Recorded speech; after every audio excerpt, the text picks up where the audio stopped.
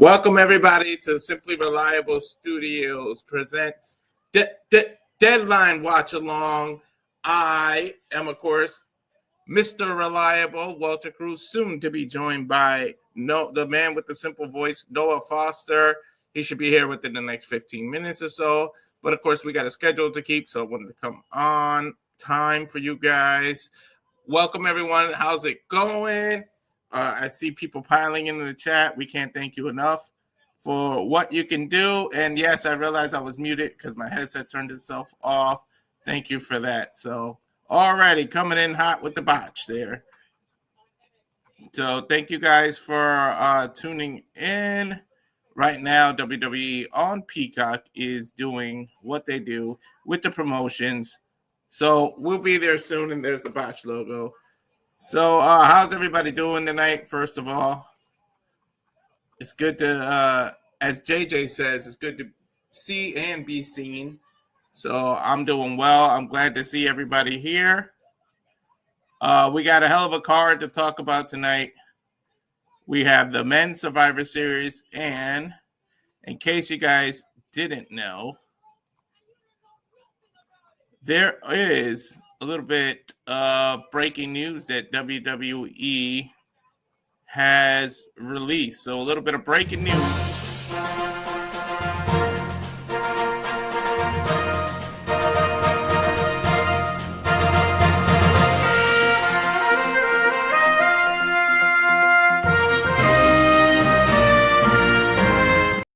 WWE has announced that starting tonight's event is going to be the Men's Survivor Series. So right off the bat, the Men's Survivor Series is starting, and closing will be the Women's Iron Survivor Challenge. So give it up for WWE. They gave the women the main event. So I'm so glad they were able to do that. The men. So that means hot at the beginning, right off the bat, is going to be the Men's Iron Survivors match. So we'll go ahead and talk about that. I'll give my opinion. What's up, Daniel? I'll give my opinion on it, and you guys can comment and give your opinion so Noah gets here, and then we'll have him give his opinion. Yeah, Matthew, exactly how I feel. NXT. And definitely no spoilers for AEW Collision, please. We remain spoiler free here on the only reliable SRS.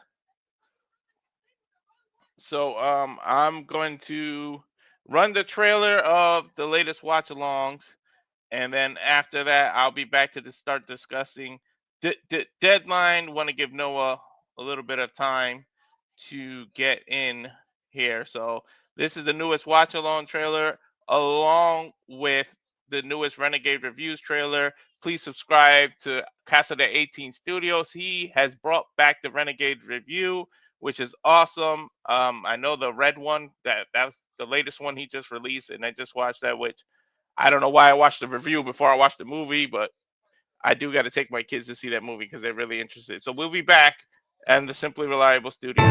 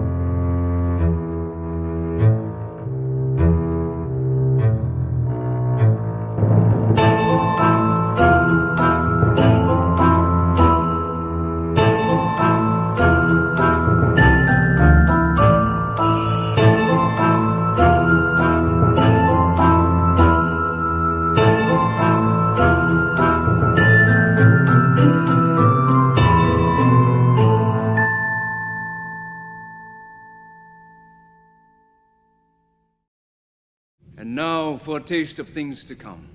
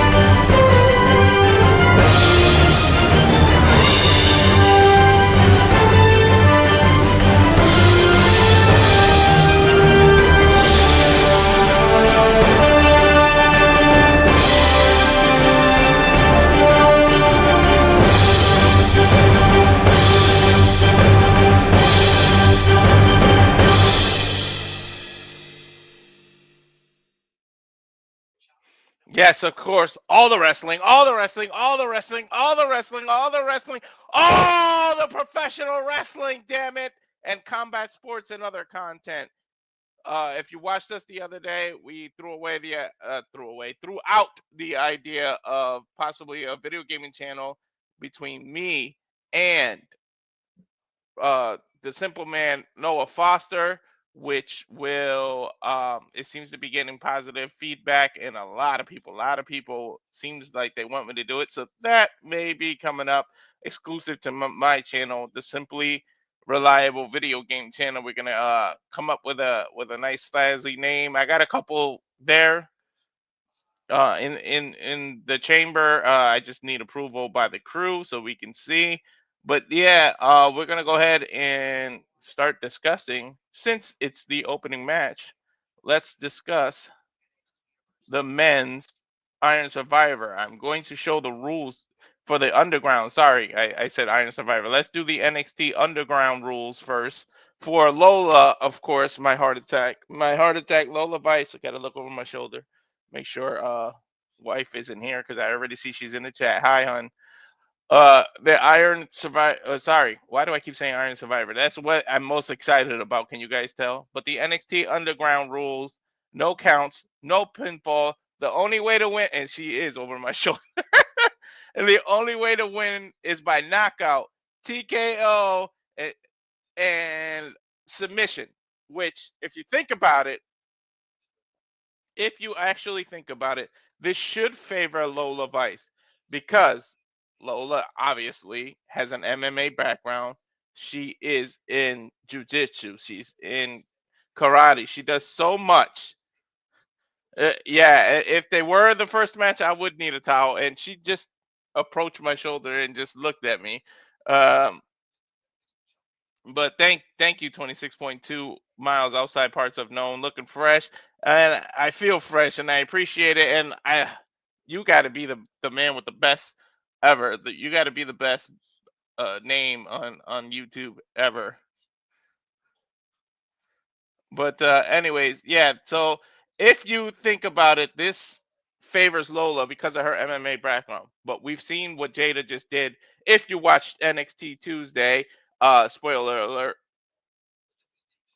she did a spinning back elbow that knocked Lola Vice clear out.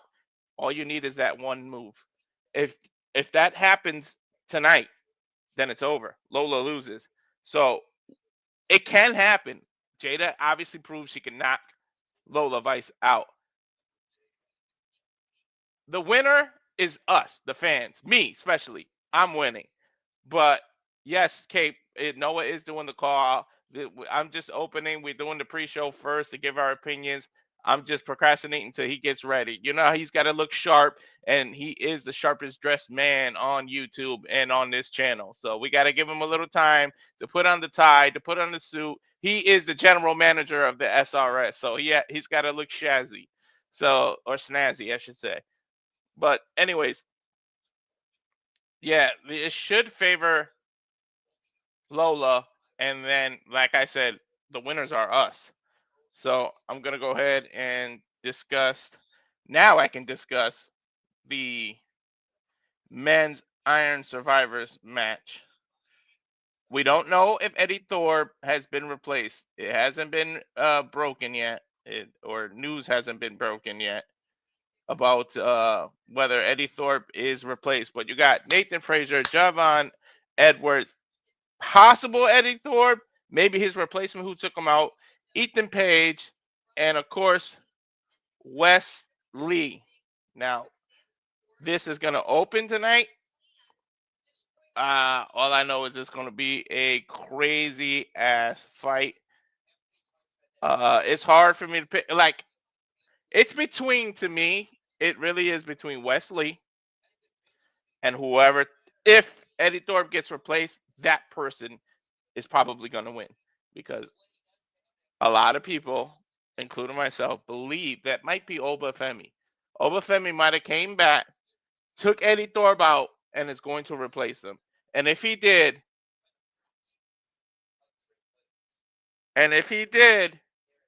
then that's who wins. and hopefully it is Obafemi. If they replace it with somebody else, I don't know. So it's either Wesley or his replacement. And here Matthew, I guess he says Ava reported on Twitter that Eddie was replaced. We just don't know who. All right, so that's a game changer. Like I said, I stay off Twitter. I stay off Facebook when there's a pay-per-view because I don't want to be spoiled. So that you guys can get genuine live actual reactions. I hate to, even though I got a theater in background, uh a theater in background. A background in theater. I grew up acting and stage acting. I went to school for theater, all that. I don't like doing fake reactions and pretending like we didn't know what was going to happen and then try to give you guys a bullshit reaction. I'd rather give all of us an actual live, authentic reaction. So that's why I stay off Twitter and anything to do with any pay per views. But thank you, Emmanuel. I see now everybody's saying it to me. Ava put out on Twitter. So that changes my pick. Actually, no. I'll stick with Wesley until I find out exactly who replaced. Because if it's Obafemi, it's automatically him winning this Iron Survivor. And trust me, after he does that, he's definitely gonna pull the whoever the championship, whoever is the champion at the end of the night tonight. Sometime Oba, whenever the Iron Survivor gets the challenge for that title, it's going to be Obafemi. Definitely 100%.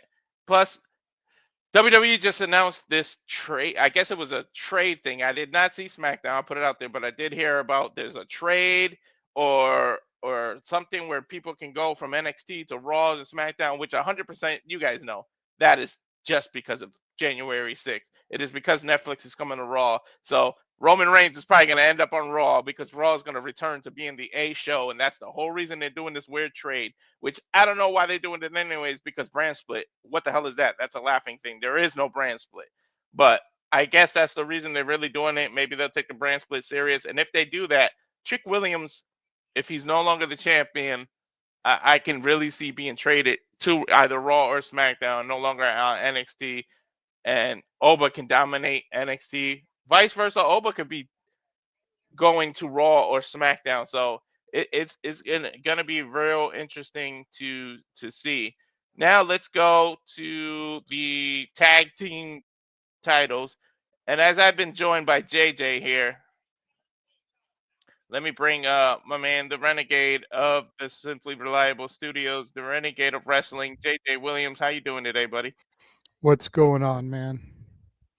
Nothing much. I'm super excited about this. I keep calling everything the Iron Survivor because I'm so souped about it. But and you know what else I'm looking forward to? Because Alicia already creeped up behind me when I mentioned it, showed the graph, and yeah, Yep. I wish you were there to just be like, look over your shoulder, because it genuinely shocked the shit out of me that she just walked up to me. You shouldn't be shocked by now, bro. Your woman is watching. If nothing else, think of it as her way of supporting your channel because that's a view on your channel, but she is watching. And, bro, I mean, you just got to mind your P's and Q's with your mamacita shit. Maybe do a James and sit out that match. That way you can't get in trouble. She's definitely watching. She's probably got a list and checking it twice like Santa right now. Oh, yeah. And we just got joined by, of course, the man with the simple voice, Noah Foster. How's it going tonight? Hello, it's going well. Oh gosh, good to see everybody this fine evening on a Saturday night with so much going on in combat sports and professional wrestling. Prepare for the wildest, most unpredictable, most insane 25 minutes of the year in WWE. This is NXT Deadline, and I'm Damn looking it. and we don't digress. And I'm looking very forward to the fact that the women are headlining tonight's event. So I'm looking very forward to the show. It's good to see you guys as always once again. Yeah, As I'm they so happy the should. women. Yeah, Damn I it. got so happy. And people have been telling me in the chat that Eddie Thorpe is replaced. I didn't know because, Yes. like I stay off Twitter. I stay off social whenever there's an event, just so we can give genuine, real reactions here live in front of everybody. So it's not Yes. staged like other people do. So I purposely stayed off. Absolutely. So I didn't even know Eddie Thorpe was replaced, but We don't know Well, we who, saw but it his is attack. reported. Yeah, well, we saw his attack when we did our impromptu watch long on Tuesday, Walter. So we kind of Mhm. were expecting this. Yeah. Yes, Ava took to Twitter a little bit earlier, posted like a 30-second, 45-second clip just acknowledging that Eddie is unable to compete and he will be replaced. As of this moment, 3:49 p.m. Pacific, 6:49 Eastern, no announcement has been made as to who is replacing Eddie Thorpe, but we will find out soon enough as the men's Iron Survivor is kicking the show off. And God damn it, I Mhm. think I know, at least I know in my soul who I want it to be. Go It is ahead. a man that Walter believes in. Don't, JJ. It is a Oh. man that I believe JJ. in. It is a JJ. man that Noah believes in. That's JJ. right, Don't you. Santa Claus. You motherfucker. You got me because I was ready to hit that damn graphic. I swear he was I about was to going try to and do throw it, in a but gimmick. Noah was begging for me not to do it, so I will hold off. But yes, that man from Uh, TNA, I got a feeling in the pit of my gut is going to be the man to replace him. I I mean, don't again, think he attacked Eddie, but I think he may be the man to replace him. oh yeah, and that'd be smart if Ava announces it and just said, "Now he wasn't in the arena, he did not do the attack, but I made a phone call." Like if she like Hmm. just so that I, of course the man won't be booed, but just in case there's some Eddie Thorne people out there, just in case it doesn't want to make that person look like an a-hole, you announce it first and you say, "I made a phone call." That's how you play it safe. Yep. What do you think, Noah?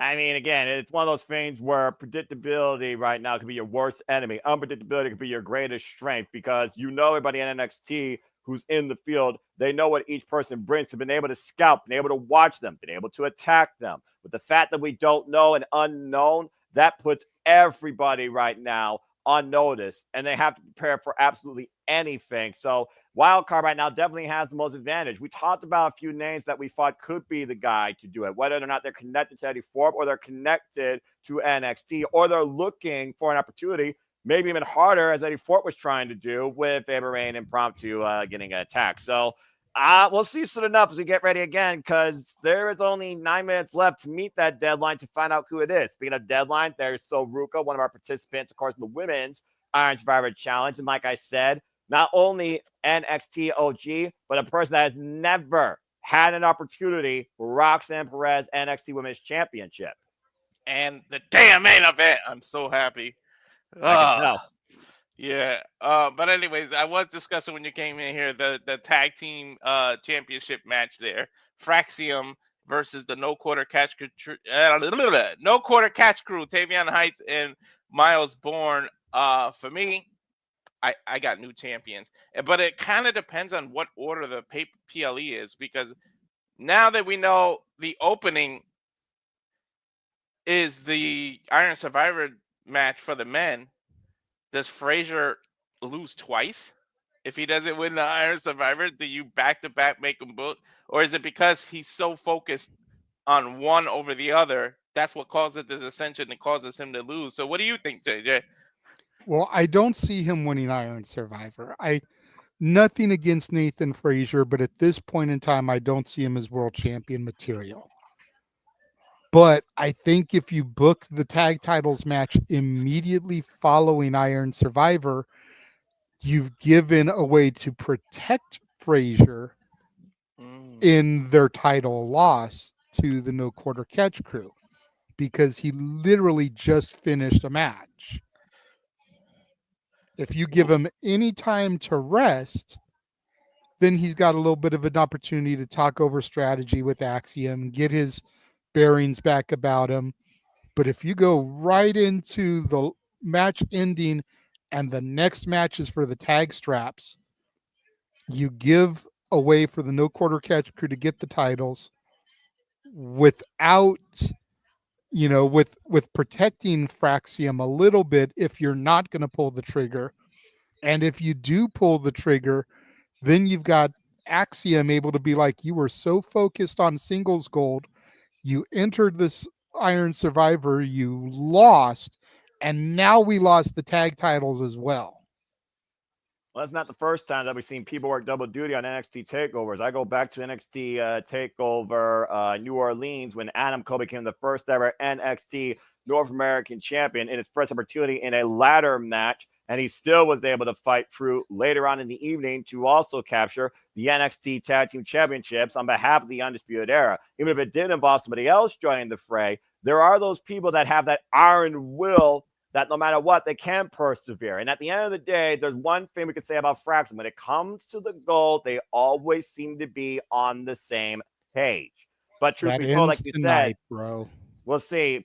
Because the biggest caveat to your point, no matter what, we know that David Frazier will be less than 100% going in to that tag team title match because he's going to be first competing in the Iron Survivor Challenge. As you said, the men's Iron Survivor Challenge opens the night while the women's fucking closes the night as it should. Damn it. And again, we are just literally mere minutes away before Deadline finally gets underway on the worst streaming service ever with 90% advertising and actual wrestling and such that. But I'm going to leave that alone unless I get us through PayPal. You're not going to get NAF tonight, no matter how much it pisses me off that this service still sucks. Well, let's not say never because I'm sure we will invoke NAF at some point this evening. Nobody wants that. Whether it's the watch along or on the shenanigans later on, I'm sure we'll find some way to trigger NAF. To Cape Rayer's point, I don't think it's Ricky Starks. I do feel possibly that it could be Penta El Zero Miedo, but I'm still holding out for that other guy from TNA that's crossed the line more than a few times with NXT.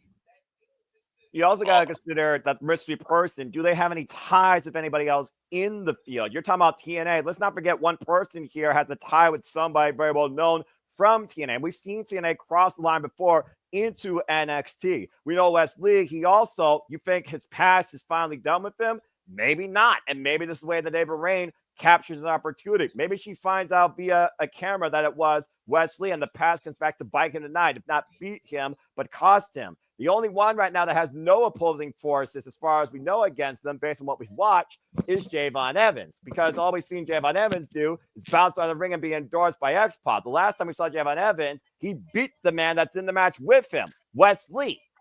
And now also, what if it's X-Pac?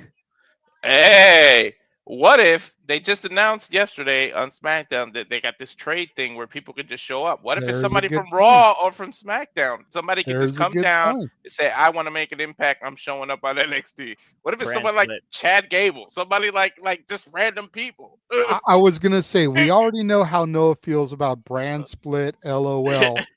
But you got to figure, Noah, they're doing this because of the Raw on Netflix, and Netflix wants certain people on their show. Yeah. So they're doing this whole. So they're doing this whole thing as a way to kind of like move the chess pieces around so Netflix is happy. But NXT was mentioned more than once in the conversation when they did that. So could we be seeing NXT talent getting moved up to Raw and or SmackDown as these chess pieces get moved around? That's something to think about it also. We've talked ad nauseum about how someone like Roxanne Perez should have been on the roster when they did the draft this year and only wasn't, more than likely because of what happened to Cora Jade. We still can't prove that's the reason, but we all pretty much feel that's the reason. So to Walter's point, could it be Santos Escobar? Could it be Andrade El Idolo? Could it be somebody else from the main roster that would fit in this type of thing? What about a Julius Creed? I still think you're pulling for straws, but according to Sheriff Schreiber, apparently Rain has found the replacement. We are going to find out here in less than 3 minutes when the Iron Survivor Challenge for the men opens the show. Again, folks, we are less than 3 minutes away from Deadline officially kicking off. We got 2 Iron Survivor Challenges. We got an NXT Championship match, NXT Tag Team Championship match, and Walter, try to control yourself and be on your MMA professional behavior. 2 women go underground as Lola Vice and Jada Parker look to duke it out to see if someone's going to be tapped out or knocked out. And who knows what else might happen here. This is the last stop of 2024 for JJ's brand. This is NXT, and someone is about to meet their deadline. Yeah, But looks again, like we're ugh. about 30 seconds away from going live. So yeah, we already know. We said it several times. Starting with this men's Iron Survivor. I'm ready to edit. So let's see who it is to edit this banner here. And again, for those that don't know what an Iron Survivor challenge is, of course, they will explain the rules. But if you're tuning in just now, hearing these words, what this mean? What's this mean? What's this mean? It's the wild, most unpredictable 25 minutes of the year, and every second counts. Every match, each Survivor, excuse me, 2 superstars will start the match, duking it out for 5 minutes, and then every 5 minutes thereafter, another superstar will enter the fray. Decisions are found via pinfall, submission, or disqualification. And when you are caught in a fall, you are then locked in a penalty box for 2 minutes while the other person gets a single point. The person with the most points at the end of 25 minutes is this year's Iron Survivor and will receive a future NXT Championship opportunity. Grayson Waller and Trick Williams have already accomplished this for the men, while the Prodigy, Roxanne Perez, and Blair Davenport have accomplished this for the women. It is the 3rd ever men's and women's Iron Survivor challenges to secure that golden ticket towards a future NXT Championship opportunity.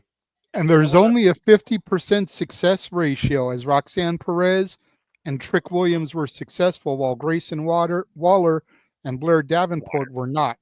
I want to put this out, and I want you guys to give your opinions. NXT wants to be taken serious. It looked like WWE takes them as the 3rd brand. This is called WWE's deadline. It's not even called NXT. Should, in order to make this taken more serious, because I think it should, that's my opinion, I want your opinion, should the winner of the Iron Survivor actually get their shot at WrestleMania, so it'd be taken real serious that NXT has their title shot on WrestleMania, on pay-per-view. Doesn't have to be an NXT PLE. I really feel like it should be given at WrestleMania, much like the Rumble winner. What do you guys think? Nah, I think they're too far out. This isn't like Zack Sabre Jr. changed tradition with the G1 Climax, where usually the winner would challenge at Wrestle Kingdom. He changed that to King of Pro Wrestling, Goku Sumo Hall. Again, we're talking about WrestleMania booking so far out in advance. Dude, that's 4 months away. Seriously, they got New Year's Evil, they got Vengeance Day, and I'm sure they're gonna have something else in between. And clearly, the Iron Survivor, I don't think it's necessarily going to be that marquee name on the WrestleMania weekend marquee. I just don't see it happening. I don't think it's needed. As again, we see the participants coming in. There you see all Ego, Ethan Page, and we saw Javon Evans taking a thrill ride as he prepares for the thrill ride of a lifetime, the Iron Survivor Challenge, and Stephanie Valkyrie, known as the Dark Angel of NXT. Everybody making their way into the armory, and will we whoop that trigger? Will Trick get whooped and flatlined at deadline as we are mere moments away from NXT deadline beginning? So everybody, you ready to go tonight? I am. I've got Stephanie Valkyrie on my screen, so I'm way behind y'all. Oh, I'll pause it for a while. Let me know when the snow and the little background come on. But JJ, while we wait, what's your opinion on what I said? Give me a second. I was waiting for a clock to show up on our screen with snow, Walter. You just said it. Dadgummit, man. Okay, snow. There you go. I don't think both opportunities at WrestleMania, because I feel like Stand and Deliver needs something. Mm-hmm. Not TNA. To Noah's point, I'm not saying that every opportunity needs to wait for Stand and Deliver. A lot of it just depends on the storytelling and when you need to pull a trigger. You know, we had Roxanne Perez cash in at New Year's Evil. We had Trick Williams cash in at Spring Breakin'. Neither one of those things are Stand and Deliver. And Stand and Deliver is their WrestleMania weekend show. I feel like if the storyline dictates it, then I could see something major like that being added to the WrestleMania card. Probably jerking the curtain if we're being real. But I think that it should be a Stand and Deliver thing personally, because that is their WrestleMania. It's still part of the WrestleMania weekend festivities, but it's the crowning moment for the NXT brand. If a story dictated itself, adding it to Mania, I think could be nice. Mm-hmm. But I don't see that as a necessity. Okay. That But makes still, sense. optimistic, Walter, considering, again, NXT is not necessarily Royal Rumble weekend, Marky, and they don't have like an Elimination Chamber eliminator. But we've seen in the past NXT, they've always built somehow stand and deliver into the new year versus prior to it. And tonight, Stephanie Valkyrie, Julia, Soruka, Zaria, Win Sinclair, all you go for the page, Wesley, Javon Evans, David Frazier, and a mystery have an opportunity to start their new year off right with a golden chance. Keyword chance, not a guarantee. This is true. Mm-hmm. Oh, As we she's count definitely down watching. to the new That's year. not a bad idea. Exactly. Shout out, by the way, to the chat before I forget. As always, we want to thank you all. You encourage the passion, the coverage, the commentary here. You all make this possible. We do this for the love of wrestling. Please follow Ranker J.D. Williams on the show. And we do this for the support and the appreciation of all of you that are also fans and admirers and viewers of all things combat sports professional wrestling. So again, thank you for tuning in. Please subscribe, comment, tell a friend, PayPal, my friend, support our passion. If you want to dictate the conversation, super chat, as simple as that. And now, courtesy of Survival Studios and brought us by Sonic the Hedgehog 3, WWE brings us tonight Deadline. Welcome to the show. Welcome, everybody, to the Minneapolis Armory, and welcome to the last stop of NXT's calendar year for 2024. It is the most unpredictable, wild, and insane 25 minutes you will see during the calendar year. As you count down to the new year, we count up the clock to see who meets there. Deadline. I'm Noah Foster, along with Walter Cruz, the man who is this is brand. This is the Regular Wrestling JJ Williams, and we are happy to be with y'all tonight. And again, it is a sold-out, jam-packed crowd. The NXT faithful have come in spades, and we have gathered here this Saturday evening to bring you our coverage today. Let's go to Mike Roman in the ring for our first Deadline Iron Survivor Challenge. What's up with Booker T and the scarf? It's cold outside. You saw the snow. I know. I'm just saying. What if that's it's Minnesota in winter? And what if that's a foreshadowing for 5 years from now? And again, guys, let's go ahead and confirm the rules to everybody. Men's Iron Survivor Challenge is a 25-minute time-limit match with 5 superstars competing to become #1 contender. 2 superstars start the match, and every 5 minutes thereafter, a new superstar will enter until all competitors are in the ring. Falls can be won via pinfall, submission, or disqualification. When a superstar scores a fall, they earn 1 point, and the person that eats the fall is locked in the penalty box for 2 minutes. The person with the most falls when the clock meets the deadline of 25 minutes will be this year's Iron Survivor winner and will get a future NXT Championship opportunity. And just remember, it ain't over till the fat lady sings. We saw what Trick did. He was behind, and how quickly he earned, what was it, 3, 4 falls to all of a sudden be ahead? In less than 90 seconds. He pinned the entire field. I have not seen a comeback that great since LeBron James. Wait a minute, JJ. Did Noah just do a sports reference? He did. First man to the ring is the young OG, the bouncy one, Javon Evans.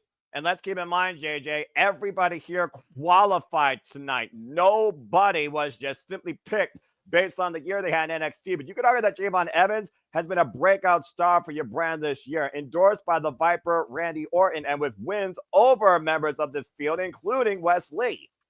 Well, we can't completely say that, no, because we don't know who the mystery person that was hand selected by Ava. That person obviously didn't qualify, didn't have the last chance match. They're just being randomly inserted into this matchup. But to your point, everybody else has qualified. And yes, Javon Evans is definitely the breakout of the year, much like Obafemi was last year. And Walter, we saw Wes Lee, of course, qualify for this match, but of course, he no doubt wants to make sure Javon Evans doesn't win this. And he feels like he's moved on from his path and from the NXT universe after destroying Zachary Wentz in a Chicago street fight. Most I can't definitely. get used to Wesley without the dreads, though. Dude, me neither. I was just thinking that you read my mind. But yeah, He looks like a Wesley, completely different individual. Hey, that's true. exactly. Yeah, Wesley is also. I feel like he's threatened by Edwards. He sees himself in him, and I feel like he knows how he was coming up, and he's really threatened by Mr. Bouncy, and he's gonna maybe focus too much on him. But we've seen weird alliances in matches like this. Do they all team up and feel like this mystery person didn't deserve it because they didn't qualify, and they go all attack him and beat him a bunch of times and make him lose? Like, you never know what's going Whoa! on. Well, Sunset Flipper got first two, and here's the first cover. Gets a 2 count. Let's keep in Bell mind, guys. rings. These guys are literally, tell me when your clock hits 10 seconds. These guys are literally kicking off for the first 5 minutes. It's standard one-on-one action for the 10. first 5 minutes. There we go. Now we're all synced up. 13, Wesley 14. Javon Evans, massive drop kick, and Javon looking for the quick first fall. And think about how much of an advantage it is to get that first fall within the first 5 minutes, to keep that person in the box for 2 minutes. You rest, you regroup, you replan, you recuperate. I think it goes better if you get the fall closer towards the 2-minute mark as you prepare for the next person coming in. Yeah, Yeah, but no doubt. this is very smart strategy by Javon, though, to try to get the Whoa! point quick. Standing shooting star going for the quick decision. 2.5 again for Javon Evans. And notice, gentlemen, they are definitely keeping this mystery person a secret. We don't even have their name written up on the graphic on the lower third. Exactly. You almost wonder that mystery person might be one of the other 3 men that were part of that last chance qualifier, including Nathan Frazier's tag team partner Axum. And how would that change the dynamic of this match? Oh! It's To be always possible, but when you figure that those 3 men lost not once but twice, how can you justify inserting them here? I was just gonna say that. I was gonna say they don't really deserve it. If they had 2 opportunities, you're really gonna give them a third? Well, you can say it for anybody she puts in. Cover by Wesley. It's a 2 count on Javon Evans. I don't like the way Evans landed on his neck there. Yeah, that was nasty. I mean, there are people you could insert here where you wouldn't say that about. Prime example would be, what if it's the ruler, Obafemi? He has not been seen since losing his North American Championship. And while he didn't qualify for this matchup, you cannot tell me, looking at his 2024, that he does not deserve a spot in this for an opportunity at the title. His reign alone makes him deserve it. So you're absolutely right. With only 2 defeats in his young NXT career, breakout 20 winner in January, who beat Dragon Lee for the NXT North American Championship, including wins over Wesley, the former NXT North American Champion, that really due to injury, and only 2 defeats, like you said, both to Tony D. Last time we saw him was Halloween Havoc, and I think that's a very fair, valid argument. But again, we'll find out maybe in the next 2 minutes and 30 seconds as the next person comes in. And I almost wonder which person is the most dangerous to come in next. Who is the worst for Javon Evans or Wesley to see at that clock? It's 5 minutes. Well, Oba has history with Wesley. Wesley, when he came back, immediately wanted NXT North American title shots. Who did he get beat by multiple times? Obafemi. But you got to wonder, we talked about his haircut and stuff, JJ. I wonder if this is a makeover for this trade thing. Maybe they had this whole thing coming up and they knew it, and Wesley's doing a little bit of a makeover before he premieres on the main roster. Always a possibility. Always a possibility. To Noah's question, I think the most dangerous person to come in right now would be Nathan Frazier. Nathan Frazier is just as fast-paced as Javon Evans, whereas Ethan Page would keep the pace moving slow like it currently is now that Wesley is dominating. Yeah, but to your point also, could that be what they're used to and they want that pace, so they actually want Nathan Frazier to be next? Maybe they don't like to be slowed down. It could be that too. It depends on perspective. You want to talk about perspective again? Both these men, they have to literally hang for 25 minutes, and right now neither man has a decision. Nice corkscrew splash, goes up and over, hooks the leg of Javon Evans, gets a 2 count again. No falls rendered as we are just a little bit over 1 minute away from entrant number 3 of 5 entering the fray. And to your point earlier, Noah, I think now would be a great opportunity to get that pinfall. You still got the better part of a minute to recuperate, and you know that the person you pinned is still going to be in the box for about a minute once your next person comes out. Mm-hmm. And I'm also glad that there's 5 individuals. I'm kind of glad that Fraxium didn't make it because let's say I was. Bomb, JJ, shut the fuck up too. It's the I least will effective not. move. He still didn't get the goddamn pinfall. And Exactly. even if he did get it, and even if he did, he wouldn't have won the match with it. Mm-hmm. Exactly. Sorry, folks. There's a whole beef between me and JJ that one. Me There's a too. stunner there by Javon Evans. I'm on JJ's side with that. And Wesley got caught. Look, Wesley, leverage. Feet on the Wesley, up a He fall. got it. He He got it. But back to what Javon I was saying. Evans goes to the penalty box. Wesley up 1-0, and we were at the 5-minute mark. Yeah, and what I was saying was I'm kind of glad it's 5 Uh-oh. different individual people because let's say me and JJ were in here and we're tag teams. Here comes Nathan Frazier. You don't think that if we were the first 2, we wouldn't sit around and wait for the 5 minutes and just rest and let the next person come because we're a tag team? Why would you just wait literally for 5 minutes when you literally could be like Wesley right now, up a decision? To your point, Wesley was the first fall of the match, and Javon Evans is stuck in the penalty box now for another minute. Nice reverse DDT by Nathan Frazier, one half of the NXT Tag Team Champions, who again will defend that title later tonight along Axiom. Beautiful frog splash. Covered by Frazier. Kick out at 2.5. To JJ's point earlier, look how Frazier came out on fire, moving along. If the tag team match is immediately next, there's the excuse. Because look at all the energy he's expending within the first minute that he's been out. Again, you got to try and get that early pinfall. If Nathan Frazier was able to get the pinfall there, he'd have a minute to recuperate before the next person comes in.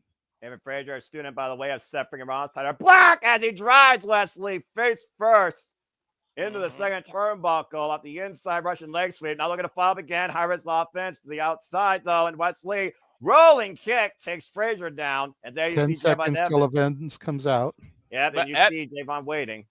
Evans is also, the penalty box kind of helps you, even though you're behind. When you're waiting, you get to rest up and behind while the field is going at, and you can come out and get surprise pins. It ain't over until it's over. What's Javon Evans? Up and over. The un-OG got bouncy there. Damn, I guess he was telling me ain't no rest for me. That is insane hang time as he springs literally over the top ring post rope corner. What do you want to call that? Shade of Ricochet did the Giant Gargano a few takeovers back. How dangerous was that, though? You see how close he was to that corner as we take a look at the replay? Look at that. Boom. He could have really got hurt. Yeah, he almost hyperextended, almost got his leg caught on the barricade. Again, high risk, high reward. Sometimes you got to take those chances here. As Javon Evans again is down to fall and realize right now it's very critical here. Covered by Javon on Frazier. Wesley coming in, misses Evans.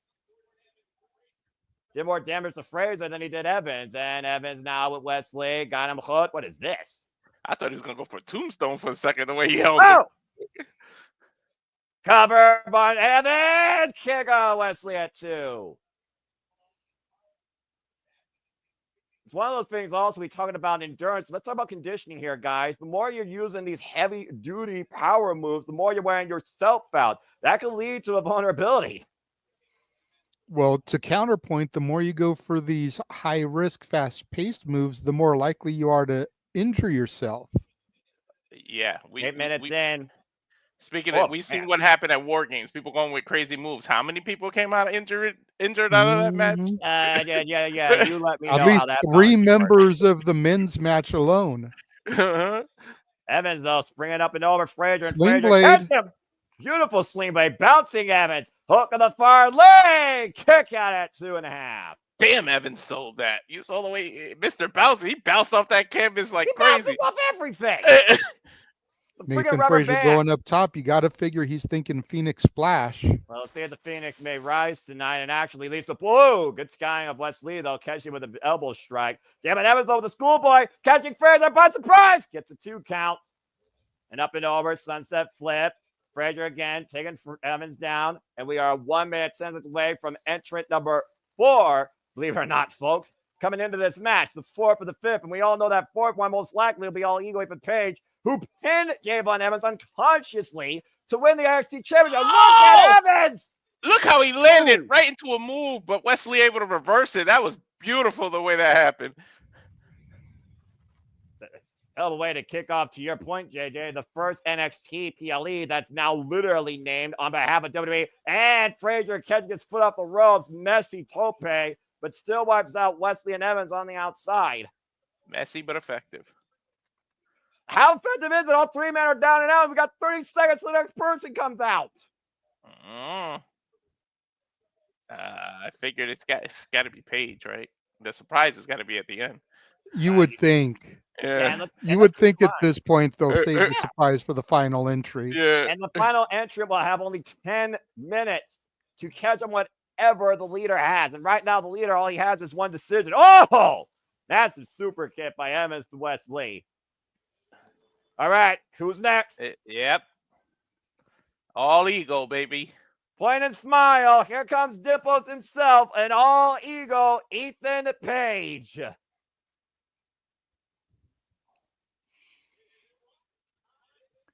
What if the mystery opponent is Scorpio Sky?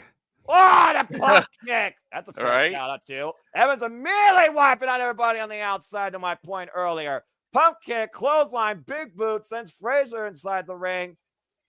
Oh, that butt's cool. It's a Credo small package, and Nathan Frazier catches Ethan Page.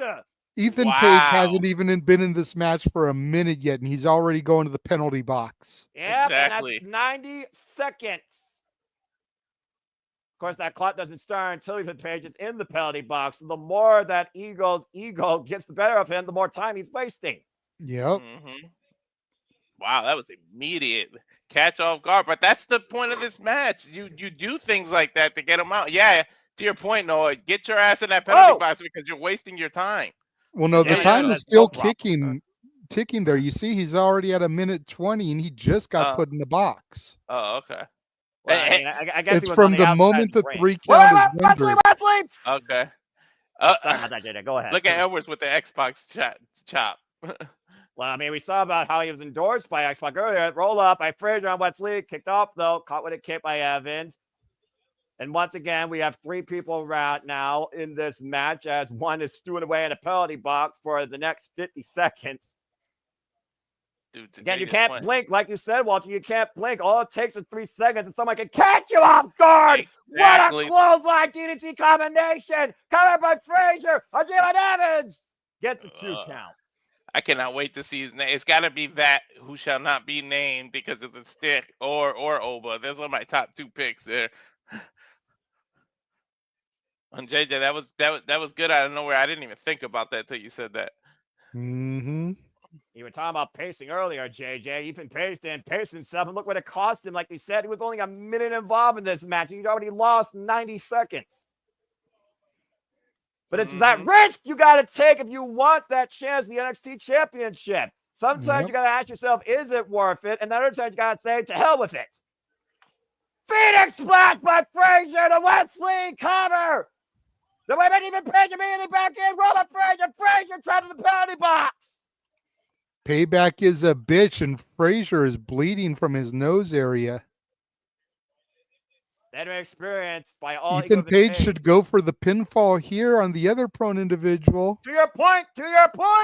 Kick out. But he wasted too much time. Otherwise, both of them could have been in the box, and it would have been all ego versus Javon Evans. Trouble in paradise.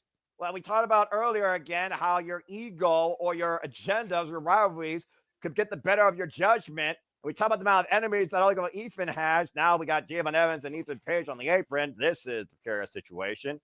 Evans freeing up to the second, looking for a cut on the apron. Ethan Page scouting it, though, and denying it. Wesley, though, catches Ethan Page with a kick as Javon ducked out of the way.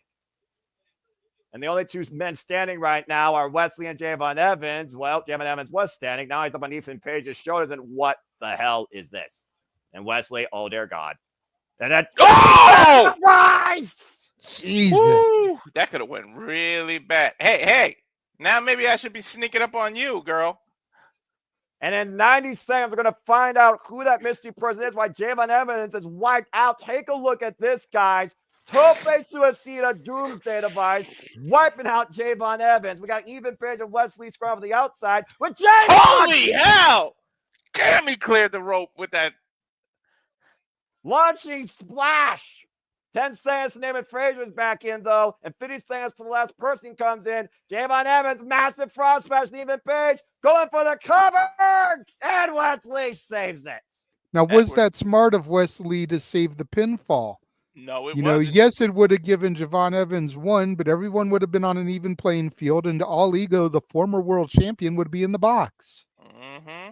Again, Especially as when Frazier's getting released. There's now there's 4 of you instead of 3. Yep, that wasn't too smart. when you let your rivalry, when you let your bitter hatred get in the better of judgment, this is what happens. It's all 4 men, to your point, are squaring up to each other's 10, heads off. 9, You know what it is? 8, 7, 6, 5, 4, 4, 3, 3, 2, 1. Who is All it, 4 Noah? men are down. Who do we got? It's Obafemi. Yeah. Fuck. The ruler is back. And the ruler is about to take over. He wins. He's gonna win. Game Damn over. it, Noah! You didn't give us 2 picks. I said any form of surprise entrant. That's on you, and that's on any form being an idiot, not aware of Obafemi, the unstoppable ruler of NXT since January. Well, JJ, business just picked up. In the words of Taz, well, here comes the pain. Uppercut to Wesley, uppercut to Javon Evans, uppercut to Ethan Page, and Obafemi, also the freshest of the field. He's got 10 minutes to destroy everybody, and all he needs right now is just 2 decisions to lead it. Runs into Nathan Frazier's boot, though. I'm gonna call it now. I don't think anyone else gets a fall. Oba's gonna just about to clean sweep. We've never seen a deadline match end, though, guys, in a tie. Javon Evans bringing up to the top rope. Cut off there with an uppercut. Good night. 1, 2, Oba, 3. There's one for Oba. What? Just 30 like seconds that. in? A minute and 15. A minute to be so. fair. A minute and 15, guys, to be fair. Evans to the penalty box for the next 90 seconds. And by the way, Javon Evans is the only one right now without a decision. But to your point, JJ, backbreaker. You're a Nagi backbreaker. I think Covered by there's 2. Obafemi, the Page. Wesley bringing Wesley, up again, that's not how smart is that guy? Well, Again. at this point, it is smart because there's nobody else that's going to be coming out. At this point, you might want to work together to take down the biggest threat to you winning this match. Good job! That is a horrible fall from grace. Covered by Obafemi, Wesley, and Frazier prevents Obafemi retaining the lead. That was like he launched him like a rocket, like a dart. That dude went damn near to the ropes from the other side. Sense of urgency. And again, JJ, like you talked about, we saw Trick Williams get 4 decisions in less than a minute. So you can't say it's over to that deadline. It's 25 minutes. Sit out, power by the Frazier. No.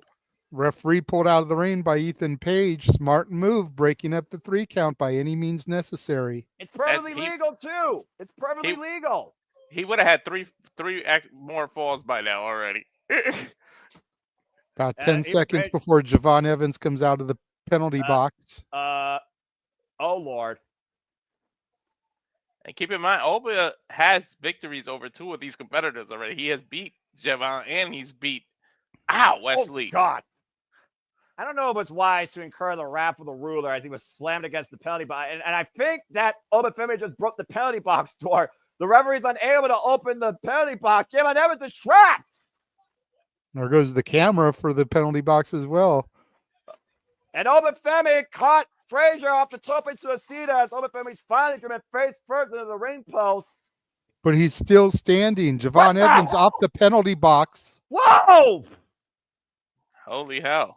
He bounced his way out. Well, I mean, hey, I never said the penalty box had a roof. Yeah, that's true. Javon Evans springboard cover! Got all of it on Wesley! Covered by Evans! And Evans ties the field! It's now an even playing field once again, gentlemen. Everyone has at least one pinfall. We Wesley goes to the penalty box here now. we just have a little bit over 6 minutes left, guys. That's a 5-way tie. I would like to Frazier remind you is yet to go to the penalty box, by the way. Yep. And I just want to remind you guys, this is just the opening match, damn it. Everybody else has been to the penalty box except for Frazier and Femi. And now Jamin Evans is face to face with the With ruler the of NXT. ruler. In the words of Jeff, the bad motherfucker. Oh boy, Femi is going to test Jamin Evans, see what he's got here. But again, time is ticking away. Precious seconds here. Jamin Evans right now trying to break down the ruler of NXT. Speed on Jamin Evans' side, though. Swinging a miss for Femi. Lunging shot there by Jamin Evans, but Oba catching him. A Frazier drop kick to Femi, bringing up that. At this point, though, again, you might want to work together. Neutralize the biggest threat, the biggest obstacle. And Frazier right now squaring off. Body shots to Femi in the corner. Vicious elbow by Jamin Evans, and the ruler being double teamed here. That was my point earlier. Alliances form in matches like this. You do have to work together to take out the biggest threat. And there's no one bigger than Oba right now. Absolutely. About 15 seconds till Wesley comes back into the fray. And we got less than 5 minutes left. Oh, Make note, Ethan Page is lying in wait somewhere like the snake that he is, waiting to strike. You notice he's not in there. And again, he knows what he needs to do. What the hell? Hoisting up 2 men in the fire. Oh, super kick by Wesley. Double team right now by Frazier and Evans. And Wesley right now bringing the ruler down to his knees. And all 3 of these men are teeing off. There we go. He's getting back up. He's gotten back to a vertical base. Oh, boy. Oh, God. Huge forearm smash just takes out Javon Evans. Super kick party from Wesley and Nathan Frazier. Watch out. My bum man out with a clothesline. At this point, Femi right now can just pick his target. Pop up. Power bomb. There's Ethan Page. Ethan Page. Roll up. Ethan takes the lead. And he's just sent Obafemi to the penalty box for 2 minutes. He won't get back in here until about a minute and a half left. We might get another Trick Williams repeat, though. 90 seconds, actually, JJ. But to your point, again, that is what I said, minute and a half. Well, you said 2 minutes, but I'm not going to, botch you there. Because what's the difference with 30 seconds when you figure about the time Obafemi was shocked with that happening as Ethan Page has taken the lead. Oh, that super kick. What the hell? No way. Not heat wave. Not like this. Wait a minute. Jamin Evans. Crucifix. Got him. Uh-oh. Evans has tied up with Ethan Page, and now Evans has to go in the penalty box with Obafemi. And he's saying hell to the no. You got to get your ass in the box, Page, or you might as well lose the match. Could have happened to a better guy, in my opinion. You gotta get in the box. Do you really want to get in the box after you're the one that just sent over there? You might as well go into a lion's den with a piece of steak in your hand. Oh, right? My gosh. I almost feel bad. Oh, no! Oh, dear God! One way to get him in there. Well, now he's got 25 seconds to endure absolute punishment. Oba's got Ethan Page where he wants him, and Oba right now literally is making sure he even has no escape. Oh, God. There are worse things to spend your night than inside a penalty box of Obafemi. I'm just saying. There might not be a penalty box anymore when Oba gets done with Page. 2 minutes left, guys, in this deadline match. It's Obafemi, it's free, but Ethan Page still has to be in there for 30 seconds. Javon Evans and Ethan Page are tied at 2 falls apiece. Did you see that jumping chop that just dropped Frazier? Yeah, did. And again, right now, we have 4 people in the field as Wesley scored against Obafemi. Whoa! Nasty landing there for Wesley as he collides into the announce table. Ethan Page will be, if he's conscious enough, back in the match in the next 5 seconds. Javon Evans looking for the dive since Obafemi to the announce table. And Oba right now is reeling. They can open the box, but he can't get up.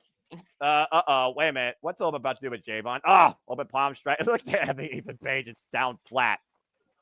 Oh, boy. Holy hell. Just Again, we about a got two minute to leaders. go.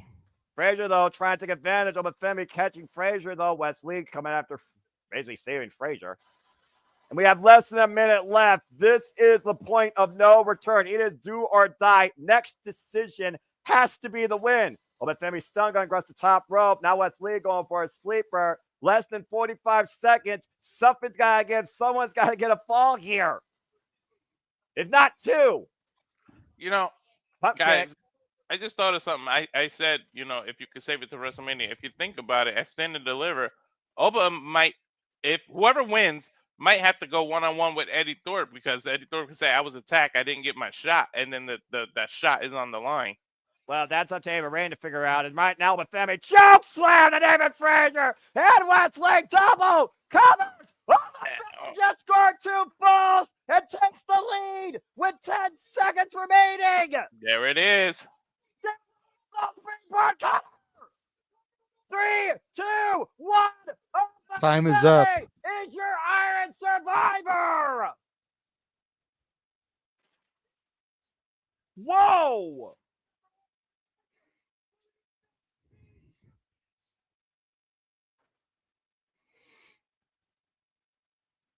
Well, we knew that one. I mean, as soon as Femi entered the frame, it almost felt like you might as well stop the clock. Pretty much. And again, take a look at how worse for wear Nathan Frazier is, and he still has a tag title defense tonight. Yeah, but who's going to be the NXT champion? And do you want to be NXT champion? Knowing that Femi is waiting for you. Perhaps the most dangerous challenger in the history of NXT awaits Rich Hahn or Trick Williams. Femi is your Iron Survivor. Let's take a look at some of the action here. When Femi came in, he wrecked shop, guys. Yes, he did. But Oba versus Trick would be a banger. You could sign me up for that. Or I Rich, don't know. I don't know. I like Trick, but I think Oba versus Ridge is where it's at. Well, you definitely Just got get Norman that Grit. big Haas fight. Yeah, about to say Norman Grit and a heavyweight bout. And by the way, if Javon Evans had just another 10 seconds, he probably could have pinned over Femi to at least hide, and we could have been rendered a different decision. But unfortunately, the deadline was met. Ladies and gentlemen, your 2024 Men's Iron Survivor winner is the ruler of NXT, Oba Femi. To your point, especially if Oba's the face and Ridge is the heel. So it would be a banger of a match, and good too. I know who would be happy. Big E, 2 man slapping man meat, 2 big men. And look at even Page, by the way, who wasn't even involved in those final decisions. That double choke slam cinched it. Woof. Man. Well, that was a hell of a hot way to kick things off. And again, testing my friggin' commentary and y'all's commentary. The fastest and craziest damn 25 minutes. And at the end of the day, Vin Page, he almost has himself to blame, because let's think about it. He refused to go in the penalty box. So what did Oba Femi do? He pushed him even longer, to the point he wasn't even involved in the last minute. You wonder if Page was involved there, who had the lead for most of it. Could he have maybe caught another surprise pin attempt and surpassed Oba Femi? The world may never know. Well, they aren't going to know now, because the deadline's been met. Speaking of deadlines, the deadline for Raw and USA will be met when it goes to Netflix, and we will cover it here Monday, January 6th, as it will emanate from Los Angeles, California. So stay tuned, folks, for a new era in WWE as Raw goes to Netflix January 6th from the Intuit Dome. And JJ, I hope you and Natalie, one way or another, get the gift of going there and enjoying it live. Not looking too good, but how much are we'll the have tickets? Christmas miracles. Be honest with me. How much are the tickets right now? Be honest with me. Okay, I will be honest with you. Give me just a moment. Too damn much. That's the answer. California, that really is the answer, but I will be honest with you. I respect that, because I'm about to say it's freaking California. About to say outside Los Angeles, the most expensive market in the country. No offense. Well, I might be living in the cheapest market here in the country. I would know. I'm moving there, and the taxes are crazy. Good luck, bro. Well, again, let's go ahead and just take a look at some of the comments here real quick. And again, thank you to those that are tuning in. Daniel, Cape Rayer, Mrs. Cruz, Matthew Hollister, Matt Helms. Thank you always, everybody, the regulars and the first time tuning in. Daniel Berry Sports Highlights, 22.2 miles outside parts of Nome, the greatest username ever. Nestor, Daniel, thank you everybody that's tuning in. Hope you are enjoying the commentary, reactions, and coverage. Please subscribe, comment, tell a friend, as we of course do this for all the biggest shows across all the brands of wrestling. WWE, NXT, Ring of Honor, TNA, NJPW, AEW, Independent Wrestling, Showcase, and more. Combat sports, collegiate sports, so much more in store. And we're going to even kick it into more content come 2025, where if you guys reach a goal set by Walter Cruz, we might even bring video game chat and content to the channel too. God forbid. So again, stay tuned for more on that. $241.10 per ticket. Da-na-na. At what section is that one? That's nosebleed? That is terrace wall 16, row 7, seats 1 and 2. Damn. I guarantee you those are not going to get any cheaper. The only thing less is a limited view seat, which is going to be behind the entranceway. Oh, That's $216. Well, if nothing else, I guess you all could see the rear end of every WWE superstar if you choose that. I guess people, you know, they want to be partying up here. Seeing the rear end of some of the female talent wouldn't be such a horrible thing, but I was that's thinking not that. exactly why we're going there. Yeah, you're a father. I followed it up, Noah, with, but that's not why we're going there. He's a father, but he's a man first, damn it.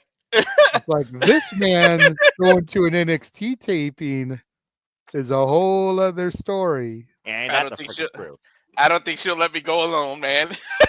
I don't think she will either. Right. Well, again, guys, December is just kicking off. Here's the first event as we reach the deadline of the new year. I mean, we got AEW content throughout. We got Saturday night's main event coming up. We got World's End. We got TNA Final Illusion. Bring Up Honor File Out. December is stat and effing loaded. No doubt. Walter, you better pray she never goes with you to an NXT show, because if you ever get the opportunity to meet one of the women in the underground match, she will treat you like your parents treated you in front of your first girlfriend. Oh, look at the pictures of little Walter taking a bath in the kitchen sink. She will embarrass the hell out of you. She'll be like, do you know what this man says about you live on YouTube? Dead man walking. But again, right? Folks, yes. And at this point is when she comes down the hall to be like, he's fucking right. Listen to him. Well, again, guys, for those that are wondering, yes, coming to us, of course, next week, we will be covering Saturday night's main event. I have no idea who's on the call that night because the holiday season keeps giving a December to remember. At AEW, of course, the Continental Classic season, and we will be covering Winter is Coming Collision next week Saturday as well. So stay tuned for our simulcast. We get ready to get back into deadline here and see what our next match is. As again, there you see Lexis King right now walking out in the code, left off the show after failing to win the last chance four-way. He almost wondered what's next for the King, especially being endorsed with William Regal and coming up short against Charlie Dempsey for the Heritage Cup. And for those that don't know, that is the son of Flying Brian Pillman. Are we going to get something impromptu? Because he's saying, what are you It's doing always here? possible. NXT, you never know, especially with Triple H, especially when it comes to that last shot of that logo. Maybe he wants to keep his face out there because of this trade thing. Where his life would change forever. Mm-hmm.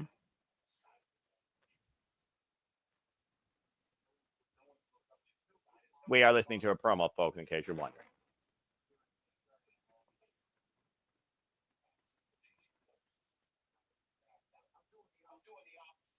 Seriously, though, this should be on TV, okay? Promos like this should not be on a pay-per-view. Mm-hmm.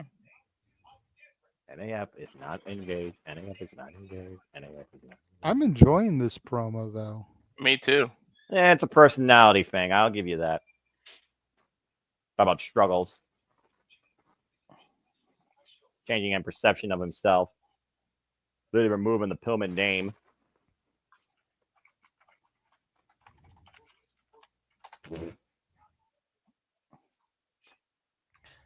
I mean, he is right. You know, his dad was passed away in Minnesota. Mm-hmm. That's where they're at. Eddie Guerrero too. Yeah, one of the saddest days ever in the business. Mm-hmm. Well, while we wonder what the future is for Lexis King, the future could be very bright for No Quarter Catch Crew, as their New Year's resolution might be literally leaving with opportunities and championships. As of course, Tavion Heights and Miles Board will challenge for the NXT Tag Team Championships, and Winston Clare has a chance if she can survive Zarya. They can see Zarya warming up, literally powerlifting guardrail. So just let that intimidate you. You know what, Kate? Oh hell, here we go, Well, Walter. I'm not going to say another do we word. need to remove Walter from commentary on this one just so he doesn't get into Possibly. trouble? Possibly NXT right now. We're about to take things underground. Tell you what, we're gonna put this up to a vote for one because I see Lee in the chat room. Do we remove your husband from commentary for this match so that he doesn't get into trouble? Yes or no, Lee? Damn. We'll see what she says. See, Matthew's trying to get him in trouble. Mamacita time. I'm just going to be quiet before we get the answer here because we're about to get hit hard in the underground. I don't even know where she is. Look at him getting all paranoid, looking over his shoulder and everything. Well, while you guys worry about Walter living through to see tomorrow, let's go ahead and bring him up to speed how we got here, shall we? Jada Parker and Lola Vice. Jada Parker, one of the meanest bitches right now in this NXT Women's Division, came into wrestling off an injury. Formerly was supposed to be natural all collegiate in volleyball, but unfortunately, due to a leg injury, that chance was never going to be found. So she took a new opportunity and became a WWE superstar and joined NXT, and has definitely become a standout with a badass attitude to back it up. With wars against the likes of Roxanne Perez for the NXT Women's Championship and driving that hip as hard as she can to every opponent, including Mia Yim, in a freaking street fight. It was 2 months ago, though, that Jada Parker and Lola Vice were trying to tag together against a former enemy. And, of course, Fatal Influence. And Lola Vice, by the way, folks, is a legit former Bellator MMA fighter. And she's already told us her story about how her mom was really fighting with her in a black belt, of course, in jiu-jitsu while she was still in the womb. And, of course, we saw Lola Vice also challenge Roxanne Perez for the NXT Women's Championship. The former Valerie Loretta with some of the meanest, fastest strikes you will ever see. Things really escalated, though, when they lost that tag team match, and then we went to the extreme with these two. Of course, JJ at NXT ECW. It was a hardcore war that, of course, led to Lola Vice losing to Jada Parker after knocking her out with a brick. And again, it was Jasmine Nix that really escalated this with that distraction and that miscommunication. Two hot-headed women could not coexist that night, and Lola Vice was left to dry, as, of course, she lost to Fatal Influence after that double team by Jessie Jane and the current NXT Women's North American Champion, Fallon Henley. Mm-hmm. Lola has that. Two have been at each other's throats ever since. Yep. And Lola has that deadly back fist, but Parker showed what she can do with that damn elbow on Tuesday, so she showed and proved that she has knockout power. And again, we called the first ever women's hardcore match, and it was, like I said, I thought Jada Parker was going to get wasted. Instead, she literally knocked Lola Vice out with a brick. Mm-hmm. And knockouts are a part of how you win, so maybe that brick shows its face today. Well, it definitely showed its mark on Lola Vice's face. Thank you! And, of course, Jada Parker is giving Lola Vice what she wants. Lola Vice called for this underground match after costing Jada Parker during the NXT Iron Survivor Challenge qualifiers and the Last Chance match. But Lola Vice, guys, is undefeated in the underground with wins over Natalya and Shayna Baszler. Sorry, Big G. I almost feel like they should have opened with this. I agree, honestly. Let this open and let the Women's Iron Survivors close.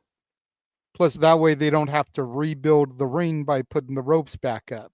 Well, considering they always give us a 5-minute intermission with the stupid, pointless advertising, they probably like, we could just do this forever. I know. It's not pointless, to be honest. If you got to put the ring back together, there is a point to it. This time, yes. Every other time, fuck no. Anyway, here we go, folks. Time to go underground. And this is not a traditional wrestling match, as we will tell you. This is NXT Underground, where pinfalls don't mean anything. The only Where's way that to graphic, win here Walter? is via knockout or tap out or ref stoppage. I'm a married spud. I sent Walter a graphic with all the rules. Yeah, hold on. Lola Vice, of course, with great respect for the world of MMA. There you see her, of course, in her gi with her black belt. This will be the third NXT Women's Underground match in NXT history. Lola Vice competing in all 3 of them to date. So far, 2-0. We'll see if she can remain undefeated. And looking for that win finally against Jada Parker since they went to the 2400 arena. There you go, Noah. If you want to discuss, there's the rules front and center. Coming to the ring with her boys in OTM, Bronco Nima, Lucian Price. Leaving her at the top of the ramp, letting her go at solo. Well, I mean, Jada Parker has kind of been rolling solo. I mean, we talked about it before, JJ. Yeah, you can say what you want about OTM, but honestly, Jada Parker's been the breakout. And again, folks, there are the rules. No counts, no pinfalls. Only way to win is by knockout, TKO, or submission. And there are no ring ropes. You could use the entire arena to your advantage. Dangerous as dangerous can be, just like those blood sport. Someone's about to get knocked the fuck out. Honestly, depending on how Jada does in this, I almost wouldn't mind seeing her in a blood sport match. We've seen Lola Vice there. And Carmen Petrovic, who also has a background in, of course, MMA. I just wouldn't mind seeing. Never mind. Yeah. Mind your P's and Q's. She is in the chat and has already said she wants you to stay on because it gives an excuse for her to beat you. So watch your P's and Q's. The thing about Lola Vice is she also won more of her matches by knockout when she was in MMA. Yep. She only lost one time. And Jada Parker's never been involved in MMA. Again, a former volleyball player, but we've seen already what that elbow can do. She has I believe it was an 80% knockout rate.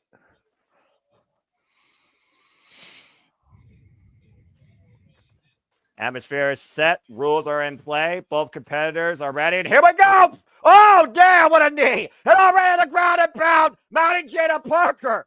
And Lola Vice looking for the quick KO already. And no sneak attacks here. Both these women right now just going straight for it. Huge spine buster by Jada Parker. That easily could have been it, Noah, if she had caught her right. And think about this, JJ. You can't use that in MMA. But again, this is not full MMA. This is a hybrid of MMA and wrestling. In MMA, that probably would have led to disqualification. Punk kicks sent Jada to the floor. You land on the back of your head from that spine buster, it's over. Ooh, Lola making fun of her little dance that Jada does. Jada Parker right now catching Lola, though, and driving her to the apron while Jada's back was driven into that announce table. I don't know if these two can ever respect each other. Sometimes rivalries build respect, but these two really hate each other. And these two look like oh no, man! You got to figure they're probably besties backstage. That's probably why they're having this rivalry because they know they can bring out the best. Yeah, exactly. Damn. Scoop slams now by Jada Parker, wearing down the lower back of Lola Vice. And we saw Jada Parker beat Lola Vice in a submission hold back at the ECW arena, guys. Jada Parker right now looking to hoist Lola Vice up again for further punishment. What in the world is she looking for here? And Looks Lola like she was going for a power bomb. Oh, wait. Triangle. Triangle choke. Triangle armbar combination here. And again, Jada Parker in trouble with Jada Parker, though, with the dominant position, trying to break the hold, going for the strikes now. And you see Lola trying to cover up. Still the Conan 9 NXT Championship on the line. Trick Williams defends against Rich Holland. Our Women's Iron Survivor Challenge! And the NXT Tag Team Championship match as well, when David Frazier and Action defend against No Quarter Catch Crew. JJ, look. Swinging a miss. Lola Vice still teeing off. I see. Great combination offense right now, buckling Jada Parker down to her knees.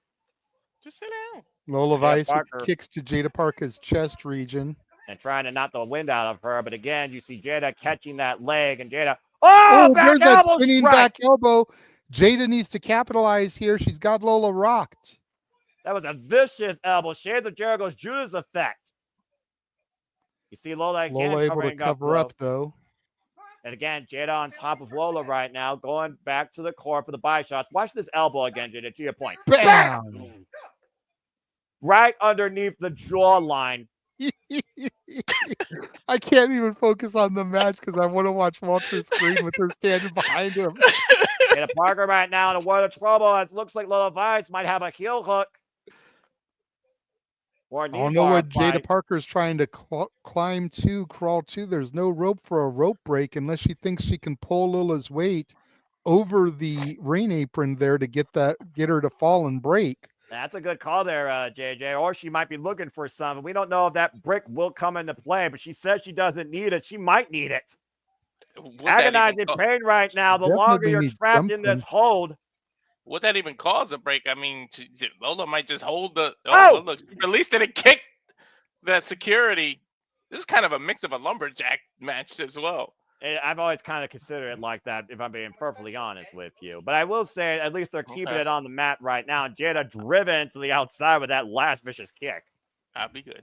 Been a striking affair pretty much for the duration of this fight, not match, fight. Let's call it what it is. Oh, went for the spinning back fist and caught the turnbuckle there, the ring buckle. The ring post, JJ. But again, Lola Vice to her aid, maybe. She's wearing those boxing gloves, which might have helped cushion that impact. Still damage done, though. Let's take a look at the replay here. Watch the spinning back fist directly into the ring post, breaking the LED. Charging in. Hip attack.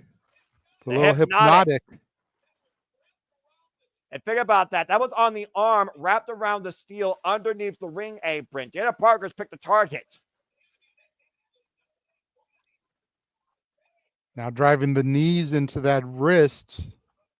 Again, trying to break that hand, making sure that she can't get the knockout. We know that Lola Vice is a northpaw. The right hand is her dominant one. And again, though, still fighting back with the left. Shots to the ear. And again, Jada Parker, vicious elbow right to the shoulder blades there, side of the head of Lola Vice. Raining don't down. Take those shots to the ear lightly. That's an easy way to mess up someone's equilibrium. Exactly. And it's hard to fight, even stand, when you aren't balanced. And there you see Jada Parker exposing the compromised right hand, taking off that glove. And putting on to her own fist. Well, I mean, Jada Parker said she wanted to give Lola Vice what she wants, unless she wants to give her a taste of her own medicine, quite literally. No, Nestor, he's not okay. He got put in check. He got thrown into the penalty box for this match. Parker right now teeing off against Lola Vice with her own glove. Again, taking her down to the knee, a vicious shot right to the side of the head with a stiff strike. And Lola Vice is down once again, and Jada Parker is once again in the driver's seat. And Lola trying to protect herself, trying to cover up. Referee could call this at any time, by the way, guys. Jada looks exhausted already. This isn't her world. She is not prepared for this type of match. Well, despite the fact she's not prepared, she seems to be handling herself pretty well right now, especially after compromising Lola Vice's greatest weapon. And we know how tough Jada Parker is, not just in NXT, but basically her journey into wrestling. Again, zero wrestling experience prior to this. A former natural collegiate volleyball player. You don't mess with someone. The disrespect. Well, Walter, you can talk a lot on this. I don't even touch my son's belts that he earned in Taekwondo. What is Jada Parker doing here with that Taekwondo belt, driving that arm and hand into the ring post? Just rocking Lola there and throwing her back into the ring. Gonna do a bow and arrow, I think. And bending that hand and that wrist around the ring post, JJ, she is literally trying to hyperextend all the bones and break that hand around the ring post. And again, referee could call to stop this. This technically could be a submission. Not a damn thing, Charles. I've been a good boy. So far. Lola Vice trying to fight back, though. She tried to get a Parker's shoulder first into the ring, but that was a hard shot there. Here's the issue. Now both women's shoulders are hurt. Easy submissions. You got the cross face, an arm bar. You got several submissions that are focused right on that same shoulder. You think about also if that shoulders come on to Jada Parker, she can't trap Lola Vice with as much pressure she wants in that sleeper hold that beat her in ECW. And now using the belt to her advantage, taking Jada Parker down. So Lola Vice is trying to fight back here. To your point too, though, if you hurt Lola's arm, she can't throw the you can't throw the back fist with as much oomph as normal. And I'm wondering if Lola Vice is ambidextrous in her strength when it comes to the left and the right. Big Samoan drop or back fire drop, whatever you want to call it there. You know, doing MMA myself, you almost have to do that. When you have a dominant hand, you almost train the opposite way on purpose so that it doesn't become a weakness to have. To not just be left-handed or just be right-handed, because you need knockout power on both hands. And right now, Lola Vice again, vicious shot by Jada Parker, dropping Lola Vice across the ring steps. And what the hell is Jada picking? You know what she's gonna do? Her drop. Oh! Ah! Right onto the steel steps. Right onto her ribs. And there's no compression there. Crowd chanting NXT.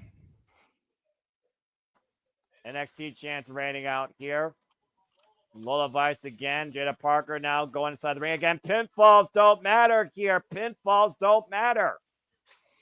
She forgot about it. That's why I'm saying, like, this isn't her bag. Again, Lola knows better, but Jada is so used to going for pinfall attempts. At this point, all she's doing is just continuing dissecting Lola Vice. She's wondering what's it going to take to stop Lola here. And Parker continuing the onslaught here on the arm. Now looking for an armbar, modified submission hold here. Double wrists being applied. And Lola, though, still fighting back, picking the leg. I've resorted to biting my nails at this point. And now resorting to a sleeper hold, possibly a rear naked choke. But Jada, the stronger person, I think, starting to get back to her feet. Lola needs to pray she doesn't drop backwards. Oh! Exactly what Jada does. Shifting momentum once again. Teeter-totter action here between both these women who are finding it out. And there's that brick. Lola Vice is no Charles Oliveira. He was able to hold that on the UFC till Mike Sanders did that lean back. Ooh, tornado kick. And with one hand teeing off against Jada Parker. And once again, going for submission. Rear naked applied. Oh, she's got it. She's flattened her out with a grapevine. That's even worse. That restricts your breathing. I don't know if Jada's able to get her fingers underneath Lola's arm. Jada's still trying to get to the brick. Look at Lola able to reverse it, roll her a little bit deeper into the ring there. Huge suplex from Lola. And again, that would not be legal in MMA, but here it is perfectly legal. I don't know how smart that was to let go of the sleeper. You had her. She could have passed out. Uh-oh, and Jada with a German suplex to Lola Vice. Ooh, she landed on her neck. Again, the brick, the tool of this destruction. Spinning back elbow! But she didn't get all of it because that's the same hand that's been injured and worked over, Walter. Yeah, it looked like she hit more of her elbow, but there's a Darce choke. And a kind of submission hold here. Jada Parker might be going out. Yeah, that's a Darce choke. That's it. That is it. Lola Vice had her. Lola Vice still undefeated in the NXT Underground. And once again, Lola Vice wins via submission with one hand. She's showboating with doing that shoulder thing. Jada is out. She's just recovering. I don't even think she realized what happened. I mean, to be fair, if that got any tighter, that could have been almost a lethal choke. Let's go back to the replay here. We thought Jada Parker was going to use that brick once again for the KO. But like you talked about before, that tornado kick rocked Jada. And then that spinning back fit, to your point, Jada, definitely didn't get all of it, but got enough of it. While screaming in pain, immediately went for an Anaconda Vice chokehold. And Jada Parker put to sleep. Jada Parker wasted tonight in NXT Underground. Lola Vice victorious. It looked like she used more of her elbow than her fist when she did that. Jada's pissed. Yeah, Jada Parker looks a little bit heartbroken, while Lola Vice is very happy and humble and also probably hurt. But Lola Vice wins and remains undefeated in the Underground.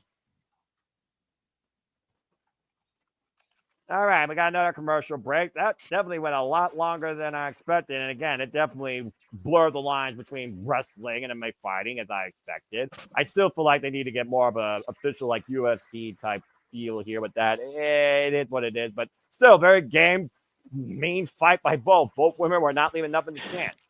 Jada Parker, uncomfortable, but she adopted pretty well in the early going and then got lost a little bit towards the end with the pinfall. I wouldn't really mind a crossover. Like if they have real two legit MMA people, maybe you loan them one day to a UFC pay per view when you do that, and you show them and you showcase WWE people on the UFC. But the risk of injury and real fighting, like I don't know. Well, I mean, again, injuries still happen in wrestling too. This isn't ballet, and we'll see who definitely gets injured when the Elimination Chamber arrives in Toronto on the road to WrestleMania Saturday, March 1st, including the 16-time WWE champion, where you will see John Cena there, and you'll see us covering it. John Cena's last time in Toronto, or so they say. Yeah, I'm about to say, quote unquote, he's doing the whole 12 months, and we know WWE is no stranger to Canada. There you see the Toronto downtown area. Of course, Toronto will take place. Rogers Center, the home of the Elimination Chamber. Based on those prices, you won't see me there. Right? I went to Toronto in 2019. I could speak from experience when it comes to those prices. You are not wrong, man. I haven't been to Canada since you didn't need a passport to go. Well, now you need a passport card at least. But you know where you don't need to go anywhere anymore because it doesn't exist? Because after what Trick Williams did, hubris and karma might be a bitch and it might bite him. And we haven't seen none of the students since. And you could thank this man, JJ, for doing it. The challenger to the NXT Championship, Ridge Holland. I've got commercial. I've got some E-Trade babies. So you're like, you can too. thank this man. I'm like, what? What are these little babies playing tennis to? Right? I'm seeing a car commercial right now. I forgot. Premium Peacock gives you these video packages outside of bullcrap. But basically, guys, they're hyping up the NXT Championship match. So when we got a moment to breathe, let's go ahead and talk about it, shall we? It was Ridge Holland who ended Chase University, beating Andre Chase with that package DDT and securing the #1 contendership spot for the NXT Championship. They're putting the men's title before the tag titles? It certainly seems that way. Bold move.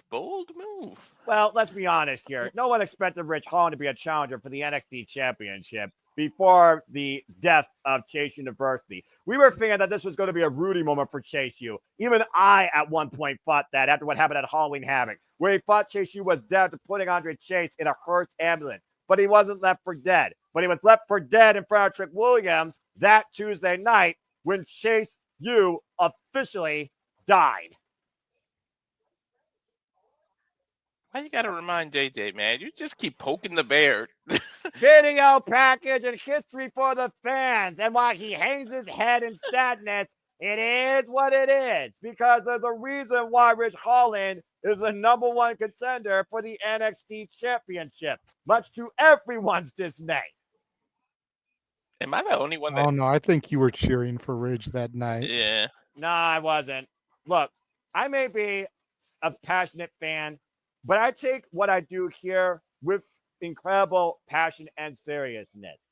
I don't have to play one side of the fence. I have to be unbiased. While you guys are the most biased people, including James, when it comes to anybody in wrestling, especially women. But when it comes to Chase U, the passion, the connection that you and Walter have to that institution, as it was called, since it was existing beyond the Black and Gold NXT, I don't take your love for that for granted. I also don't take the fact that the fact of the matter is Ridge Holland killed it. I'm not that biased. I was just neutral in the last match. I was going to say, and I try to be pretty neutral as well. I mean, I will admit there's women that I do like and women I don't like, but I try to be pretty fair. Yeah, at least he's not doing nope and not commenting. He still goes through. All right. You guys are less biased than James Hebert. I'll give you both that. You still have your biased nature. Appreciate it. Thank you do too, yay, Allie. Stop that! Mr. That has nothing to do with this. You're biased with the companies, not the people. There you go. There you go. Everyone's biased with the companies. Give me a break. Anyway, shoot. Like, I don't hear you talking about video packages and commercial bullshit during TNA. Let's see. How many actual video packages of bullshit do I get during TNA? Oh, you want to get me on the spot? Let me talk to you. TNA Plus don't give you that shit. You get one movie trailer. You actually hear the commentary, and you get backstage interviews towards the actual action. AEW might be a non-stop spot fest, but at least the only fucking thing is Kevin Hart's dumbass and a DraftKings ad 3 damn times. You want to keep going? No, you're right. You're right. As we go backstage, damn, Frazier looks worse for wear. Sorry, not sorry. Anyway, yeah, you're talking about naming Frazier with the bandaged ribs. And his nose, I think it plugged up from bleeding or something. And stop me when I I'm think he broke his nose. Yeah. He was bleeding from it during the match, and then Axiom still has his kinesio tape. Well, so wait, you did say before, JJ, that you believe this team is about to meet their deadline here. And again, this team, there are 2-time now NXT Tag Team Champions, but every time when it came to the gold, they always got the win. They proved it at Heatwave. They proved it at No Mercy, regaining them from Chase University. Their only loss this year. Half of the year, excuse me. Frazier just, I don't know. I don't know how smart. Axiom might need to take the brunt of this match and not tag Frazier too many times because that's what he said. He just said in that promo that he'll do the heavy lifting. And of course, they were rain lit a fire underneath the NXT Tag Team Division's ass, saying, "Show me something," and it led to everybody brawling and causing chaos every damn week. Got boys to be on top. Anyway. You gotta admit, they have one of the better tag divisions than the. They have a tag division. Raw and SmackDown don't. Raw and SmackDown do, just not enough to be sustained on their own brands. Like at least Motor Machine Gun are in SmackDown. That's one team. I have 6 teams in NXT, even if I don't understand 2 of them. I do like what they did last night on SmackDown, though. I mean, I guess if nothing else, you build a program with Moisture Machine Guns, but that just proves to me that the win was truly nothing more but a moment. You just made the Moisture Machine Guns transitional. That was their first defense. But again, I'll see what that leads to. At least I know they're not being held hostage by Bootleg Bloodline. Anyway, JJ, you saw on NXT, of course, this last chance tag team battle royale where everybody was throwing people over the top rope. And it was Miles Bourne and Taron Heights that in sequence were the last team standing, winning this number 1 contendership opportunity. When Tavion grabbed Miles for that first initial hug that he jumped into, I actually thought he was going to freaking Northern Lights suplex him on accident. It did look like that. I mean, you know, a little bit of overexcitement. I'm just saying. Tavion Heights and Miles Bourne with the ultimate opportunity tonight at Deadline. Will we see new NXT Tag Team Champions? Time for our tag title match. I got new champs. Me too. It really does feel like change is in the air for No Quarter Catch Crew as you see Charlie Dempsey leading his boys in the battle. Tavion Heights, by the way, who was previously involved earlier this year in Pro Wrestling Noah in the N1 victory. As was Josh Briggs. And Miles Bourne was involved in Bloodsport. Unfortunately, it was a losing effort, but he was there. We've also seen No Quarter Catch Crew in trios action in TNA against the Rascals. So this is a huge opportunity to capitalize on what you've seen, JJ, and their potential. You believe No Quarter Catch Crew has everything possible to all become champions in your NXT within the next month. And it could start here with the tag titles. I'm hoping they do it, man. The No Quarter Catch Crew has really kind of clicked with me, almost like Chase U did. Just it's taken a little bit longer for me to get behind No Quarter Catch Crew because when it was in its original form with Drew Gulak and Damon Kemp, I wasn't really feeling it. But once Gulak got released and Kemp's contract expired and was replaced with Tavion Heights, there's been something about this Dempsey-led version that's really kind of connected with me. Damn, Frazier can barely do the entrance. Caesar warning, folks. Caesar warning. That being said, to your point, JJ, Charlie Dempsey, by the way, who still is, of course, our current Heritage Cup champion, with the help of Winston Clare, regaining that cup, of course, from Tony D. And, of course, Axiom and Nathan Frazier have been the NXT Tag Team Champions now 2 times. 2 times with victories over the likes of the Good Brothers, a.k.a. the OC, and, of course, Chase University. Damn it.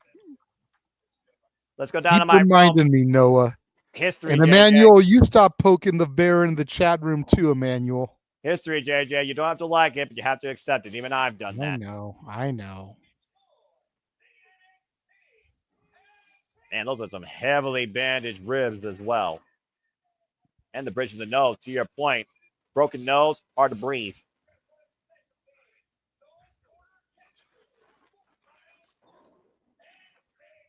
And of course, again, folks, this team won on Tuesday the Tag Team Battle Royal to qualify for this championship match, their first chance ever at the gold.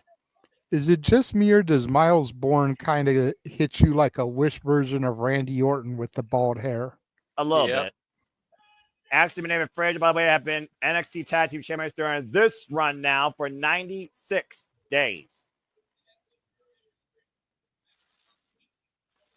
We saw David Frazier did anything but pace himself in the opening bout here, and that might literally be the best thing Frazier can do, because there's no way Axiom can do this on his own. But you know Axiom's going to try his best to preserve Nathan Frazier. There's an advantage to working as a tag team versus a singles player. You have another person helping you in everything. Axiom's going to have to carry it here.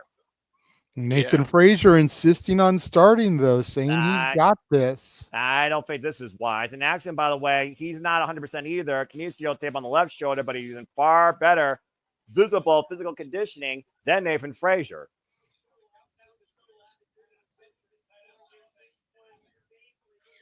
Side headlock, of course, and you can see the symbolism of the tag champions, by the way, who are involved literally here last year. The same exact gear they're wearing. And blind tag made Axiom. With the tag, yep. Axiom was not ready for it either. You saw that he had his back turned. Well, Axiom's coming in now, and so is Tavion Heights. Hey, Noah? Yeah. What was the goal you set? I think it was like, what? Did we say like $100 or something like that, I think, or whatever? I sometimes say random stuff. It's on video. I'm sure you'll figure it out during that Thursday night. My brother just sent me $174.63 in PayPal. What the fuck? All right. Well, I guess the big show. Son of a bitch.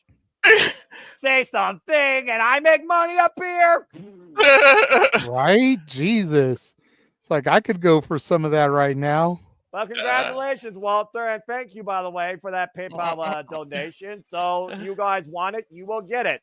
Next year, coming to the Super Reliable Studios, it will be a video game series in WWE 2K24 where me, James, and Walter will play my GM mode. And may the best brand booker win. And JJ, you're AAA. You get to assign our brands and our starting budget. All right. And we'll talk more about that later. And also coming soon to Survivor Studios will be a video game podcast in some form. You made it possible. So again, thank you. So Robert, 2025, we're changing the game, adding video game content, courtesy of the Survivor Studios. Go ahead and say the catchphrase, JJ. Oh! The only reliable SRS in professional wrestling. Damn it. And he doesn't digress. Happy holidays, folks. Wow. You know what? I do like, it's not just because of my wife. I did like her RVG name, Reliable Video Games, like RPG, making fun of that. I did like that. Well, you know what? Go ahead and just make that a freaking logo and have James work on it. Someone message James and let him know this is official. And we'll figure out all the details later. I can't believe that just freaking happened. I need to shut my mouth. Now I just remember someone. No. What the hell? Here comes OTM out for a closer look. Well, I mean, you did say, JJ, you thought they were going to be the team to win this. Well, it came down to Lucian Price and Miles Bourne as the last two in the match. Oof. So it really could have gone either way. And you're right.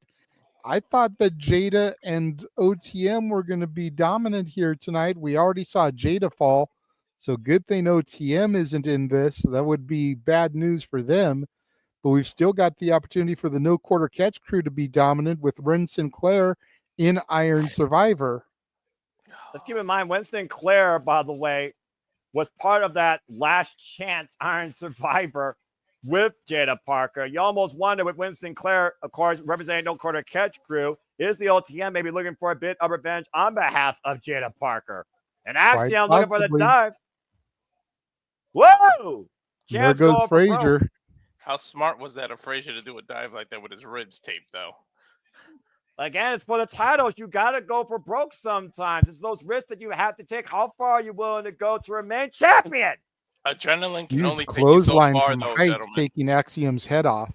And you were talking about new champs earlier. I know maybe we were talking about new champs earlier. Considering OTM were eliminated by No Quarter Catch crew, they very much could cost them. What's this? Overhead by the balance! Oh!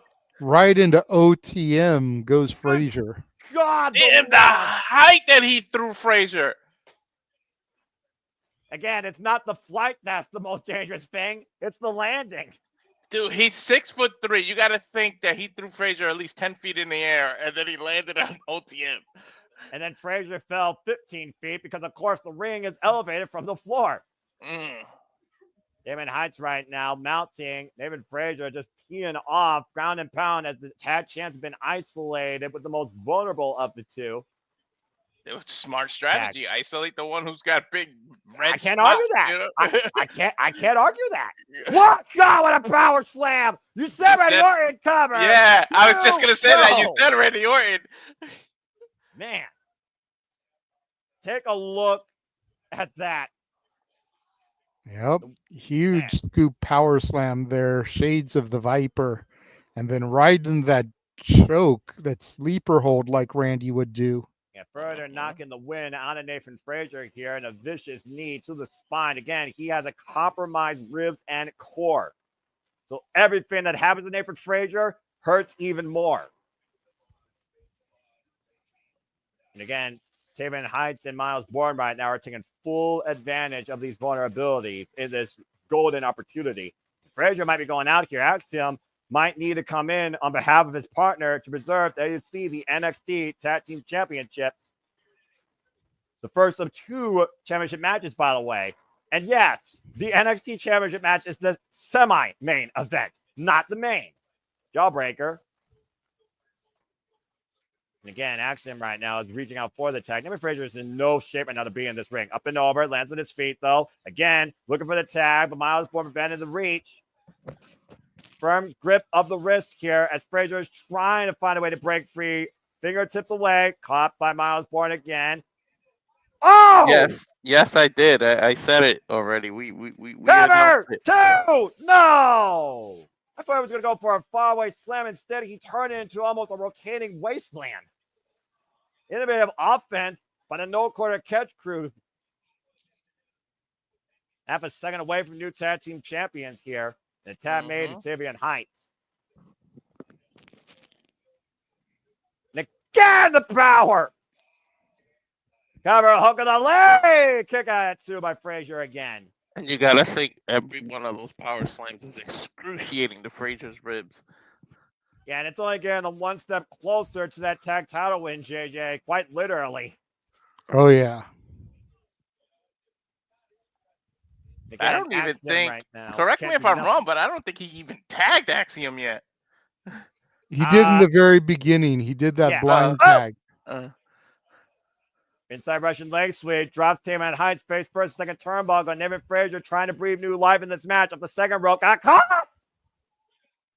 Good grief! Oh my God, he's got. Does he have an amateur background in wrestling? The way he tosses people. Oh, Dominator up the gut wrench, grab and a kick out 2.5. You got to give it up to the guts of Frazier to be able to kick out, compromise ribs and all.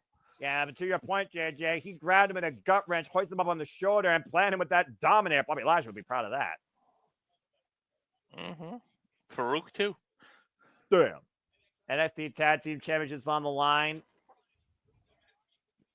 The last premium live event of NXT's calendar year, and the first time NXT is represented by the WWE logo, quite literally. Again, that guy will strike. Frazier lands on his feet, rolls out of the corner, no quarter catch crew, crawling his way towards the tag. Tag made a Miles Bourne, into the lane. Miles Bourne again picks the ankle. Frazier, though, catching Miles Bourne as a Guri, drops Bourne, and we're at a critical moment here for the tag champs to make the tag, and Frazier finally tags Axiom in.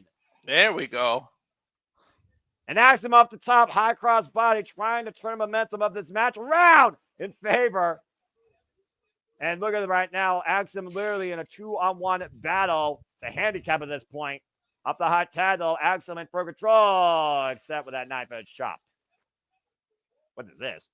Ripcord. Uh-oh. Frazier. Oh, wow! Nice chain reaction offense there with the clothesline DDT. Taking both members down, no corner catch crew. Vicious PK to team on Heist is legal. Cover 2, count only. To your question earlier, Walter, he is a Greco-Roman wrestler, bronze medalist at the 2021 World Wrestling Championships in Oslo, Norway, silver medalist at the 2020 Pan American Wrestling Championships in Ottawa, Canada, and he represented Team USA at the 2020 Summer Olympics in Tokyo, Japan. Yeah, about to say he has a all collegiate wrestling background. I knew that he represented in the Olympics. I didn't know about the rest of the information. So thank you for that, JJ. Yeah, I figured just the way you could just tell who are real wrestlers the way they toss people. Like it's See, just this is what Gable. This is what people want. Yeah. This is what WWE wanted Gable Steveson to be. Cover. Ooh. Back in and hoisted up the power team and Hunts again. Dropping Axiom, cover to win the titles, kick out at 2. He's thinking about doing MMA, so I may have to still call him either way. I mean, hey, why not be multidisciplined? And look at the way, again, innovative offense with these power moves by Tavion Heist, just irritating his opponent on the process. He's contorting Axiom's body in all kinds of ways. Like Walter said, this is what they wanted from Gable Steveson. Gable Steveson couldn't connect. We're better to show your wrestling skills in Minneapolis, though. I mean, you think about Shelton Benjamin, Brock Lesnar, all the amateur wrestlers that represent the entire AWA. Vern Gagne's organization was Minnesota. Exactly. Unbelievable. Deathfire driver, cover 2. No. Dude, Tavion is showing off today. Well, it's bleeding out his mouth. Again, I talked about it with JJ. Even if they don't win, the impression is what people might remember more than the decision. He's definitely. They're gonna win, and watch. Axiom's gonna be the one to take the pinfall. Well, David Frazier, the appointment now is nowhere to be found. Axiom is literally fighting this match on his own. And even as banged up as Frazier is, as much as he carried the beginning of this match, which he shouldn't have, if Axiom eats the defeat here. God, what does that say? Like, they were doing better with Frazier in the ring than they are with Axiom. Here comes the tag to Nathan Frazier. And David Frazier right now might be looking to go high risk. Damn you, JJ. Now I can't unsee Randy Orton. Thank you for that, man. No pick on Kalo, wiping out no quarter catch crew. And again, Tavion Heights, I believe, is legal for them. Springboard 450. Cover off the far leg. Kick out 2.5. But you got to think about it. How much damage did you do to your own ribs hitting that 450? Yeah, and again, think about the way he bounced to your point again. Immediately, though, to Frazier's awareness, going quickly for the cover. He didn't hesitate for a second. You can see him starting to bleed out of his nose again now that the plugs are gone and the body is flowing there. Oh boy, Tavion Heights might be looking to send Frazier for the ultimate ride, and it won't be a thrill for the tag champions if he can next year. Back elbow for us though. Tavion's also bleeding out of his mouth. I saw when he screamed. So well, I mean, again, he got jaw jacked by Axiom in the early going. That's been there for a little while actually. And Frazier looking to fly. Oh dear God! Oh man! A super release German suplex, and he landed face first. Yeah, and it might be academic at this point. And his drop kick power bomb. That's Going it. for the We got pin. new tag champions. Oh, Axiom saves it. Barely. Barely. You talk about last second. And look how smart Axiom is, rolling his partner to the corner so when he goes out there, he can make a tag. But Travion Heights stops Ooh. that. Yeah, but he gets caught with a jumping knee strike, though, and Taman Heights neutralized for now. Miles Bourne, by the way, is the legal man. Axiom off the spread. Drop kick! Did not get off if it got enough of it, though. Axiom, and Axiom, by the way, is also not legal. Frazier and Bourne are. You can compare it. You compare them to Orton. Look at how beautiful his drop kicks are. I mean, he may have missed a part of that, but look at the stand-up one he did. Axiom now legal, by the way, and Taman Heights has been neutralized, and it looks like the Tad Chance might be looking for a double team move here. Looks like we're going to go for that Spanish fly. Spanish fly connects. I think Frazier blind tag, too. I think he's legal now. Frazier is legal. There's the Phoenix Splash. Cover to retain. Taman Heights saves it, but it's a super kick. That was a unique way to stop. He literally just stomped on him. Good Lord. Stepped up, attempted offense, met with a super kick, but still preserves the NXT Tag Team Championships. What a night, gentlemen. NXT for sure. The crowd breaking out in NXT chants. And rightfully so. Tag made once again by David Frazier to Axiom. Axiom right now to the top rope. Oh, no! Big missile drop kick to David Frazier! There's the miscommunication, JJ. Been waiting for it. Every match that's happened for the champs. What about a clothesline? Uh-oh. Taman Heights hoisting up Frazier on the apron. Death Valley Driver! We definitely about to have new champs. Yep, tag to Tavion. Tavion Heights and Miles Bourne are legal. Tavion, the fireman's carry. Combination offense with the net breaker. And Heights with the cover. No! Oh! How did Axiom kick out of that? Dude, that was an awesome false finish, though. That should have been it. Yeah, I got excited. I almost jumped out of my chair. I noticed. There's one reason, guys, why I didn't jump out of my seat. You cannot deny the resilience of our tag team champion. You can't. You can't at all. Miles Bourne, wait a minute. Oh, my God, Destroyer! That was Tavion Heights dropped on his head. Miles Bourne legal. Miles Bourne in a panic over the crucifix and Axiom. Axiom reversing it, though. Axiom, though, inside cradle. Small package. Tag chance retained! How in the fuck? Just like that! There's an unwritten rule to never doubt Roman Reigns. Now I'm starting to believe you don't doubt Axiom. I told you! Or Fraxium, I should say. I told you! What the? By the literal strength left in his arm and the awareness underneath that mask, Axiom preserves the NXT Tag Team Champion. That was by the string on his mask, dude. No kidding. Look at this again. Combination. You thought this was a combination offense, almost a dual net breaker, power slam, 2 9/10.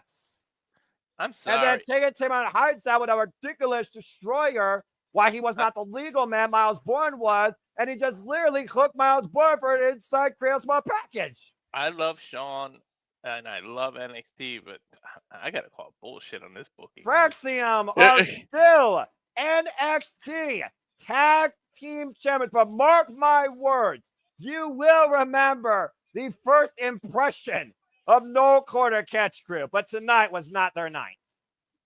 And at this point, who the hell can beat them? Your guess is as good as mine. A hell of a match, though, because we got a moment to breathe once again here. Woo! You got to wonder, maybe that trade, maybe Motor City Machine Guns goes down to NXT and they win those titles. There's a reason why I picked Fraxium as Tag Team of the Year. They're the only tag team that have done absolutely a damn thing for the longest time and have been champions for the longest duration. Just saying. Ding, ding, ding, ding, ding, ding, ding. Oh, hello there. We got a super chat here from Emmanuel Dominguez. No Quarter Catch Crew with an injured Frazier. Couldn't win that because of Busquets. At the end of the day, at the end of the day, experience and resilience perseveres weakness. It was No Quarter Catch Crew's first opportunity. Axiom and Nathan Frazier knows what it means to be underneath this challenge. They are the reason why the NXT tag division is so fired up as it is. And until you find somebody more driven, more hungry, more aware than them, you're not getting new NXT tag team champions. It's as simple as that. Whew. But again, hell of a match. That's tag team wrestling, damn it. That was phenomenal. And again, clean win. You can't say anything else. It was a clean, simple win, pure as wrestling gets.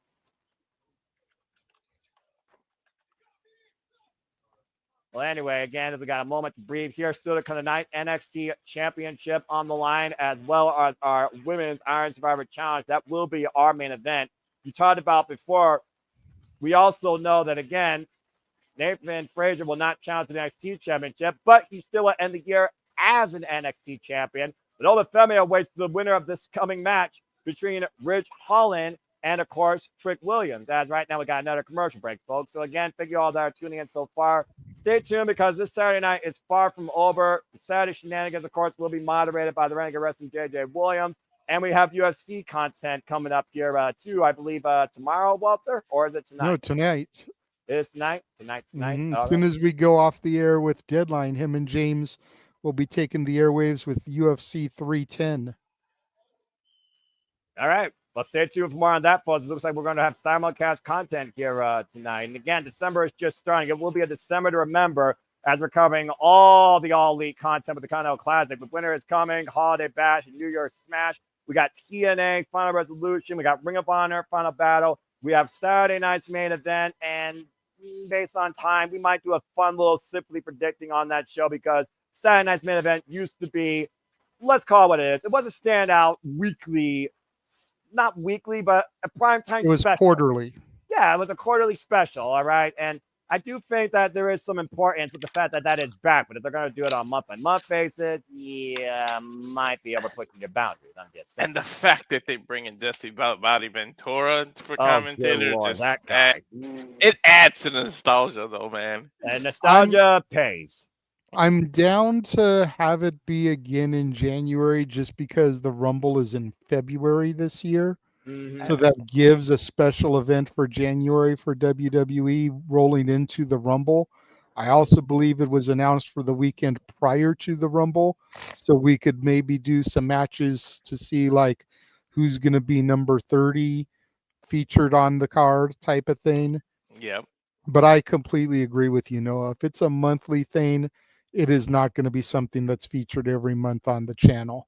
We've got enough with PLEs and TV specials and whatever to do every month Saturday night main event as well.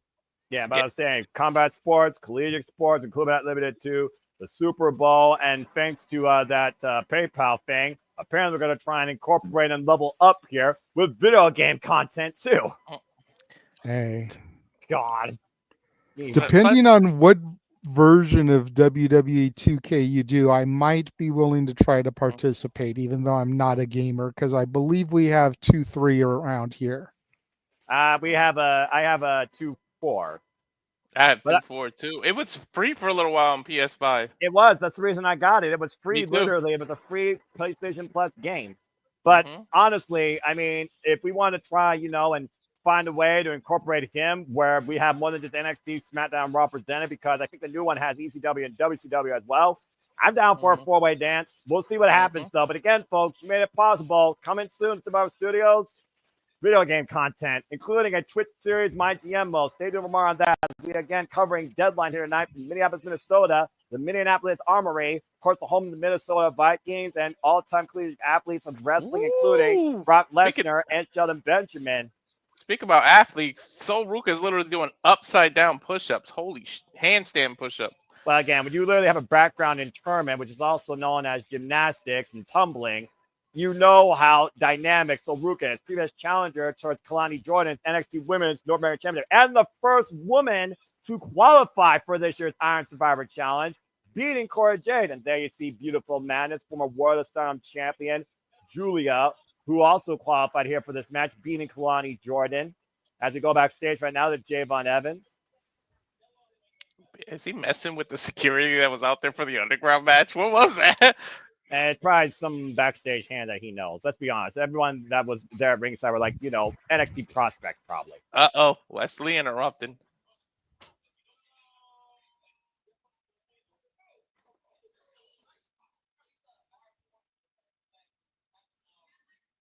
I do think Javon Evans, though, has a huge upside ahead for him in 2025. I really do. I do like his perspective. Well, you got to have that type of perspective, you know? Damn. Wesley told him one day you're gonna be just like me, and then socked him. I haven't seen that yet. You're way ahead of me.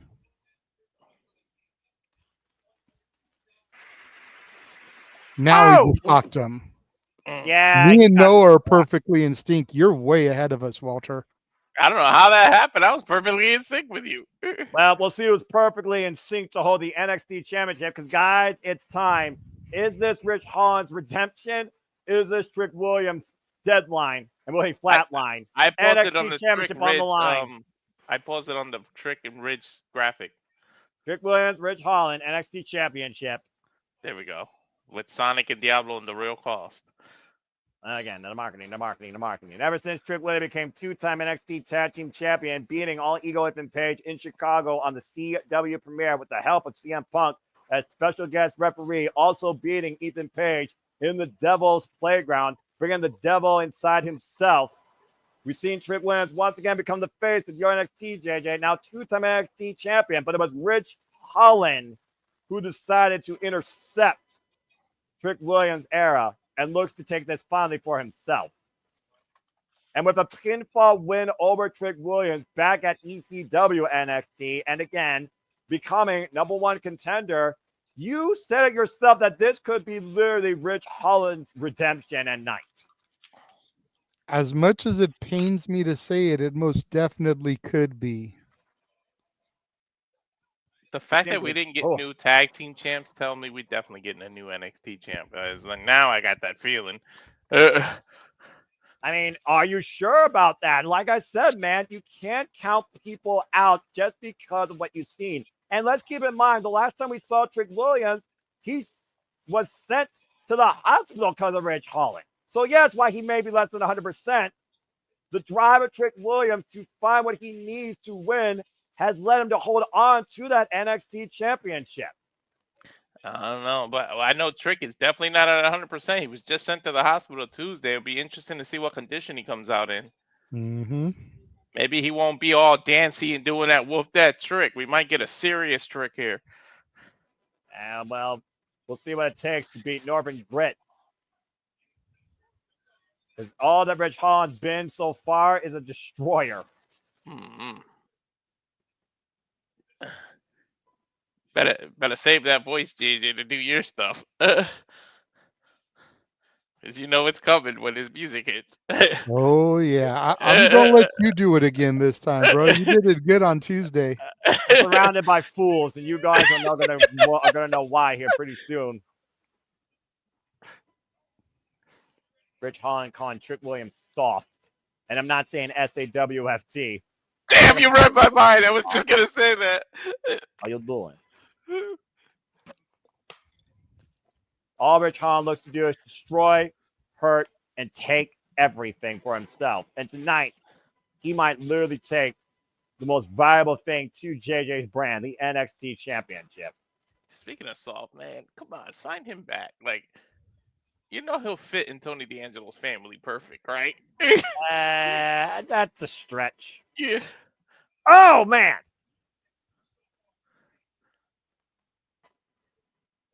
Tonight might be Trick Williams' deadline on his second run. Or can Trick Williams find a way to flatline Rich Holland's run of destruction? It's our semi-main event, folks. Come on, Noah. You can say Tony D's the Don, and you can't teach that. No. Oh, boy.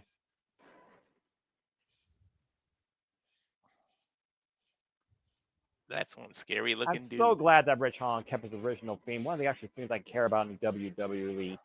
Yeah, and I love that entrance. I mean, it's to the point. Imagine Ridge versus Brock if they did it right.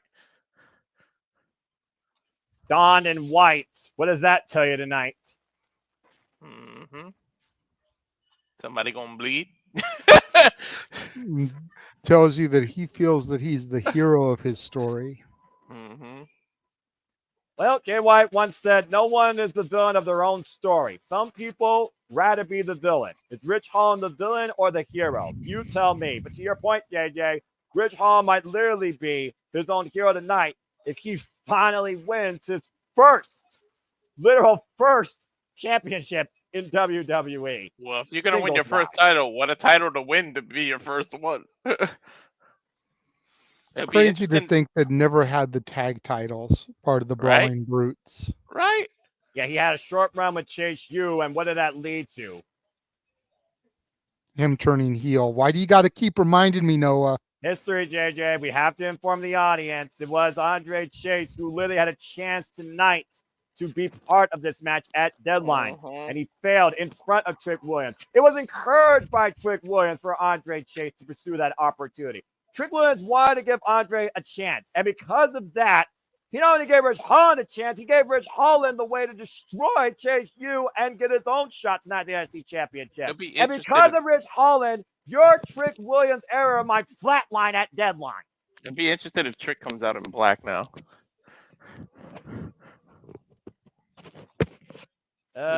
Boy. With that shakeup coming up, we very well see the end of the Trick Williams era. He might be main roster bound. Well, we'll find out soon enough who gets whooped. And Trick Williams shows up.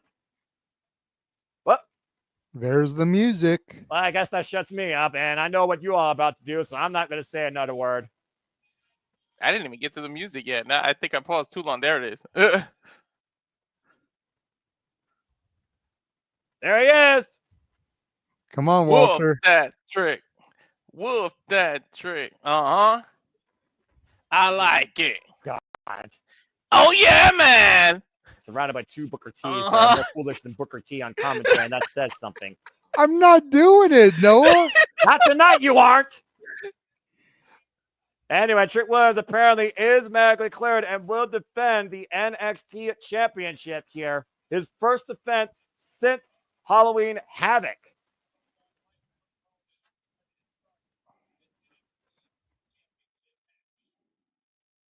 It is a bomb. I'm not going to lie. Despite the fact I still think Death Row was a created AI by WWE.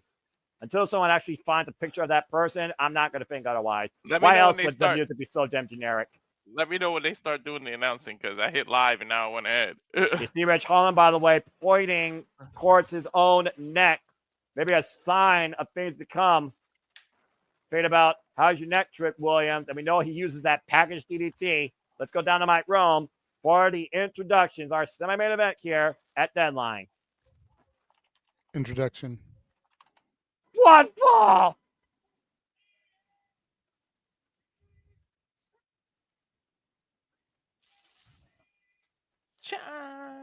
Championship. Yorkshire, England, former rugby player, Northern Grit himself.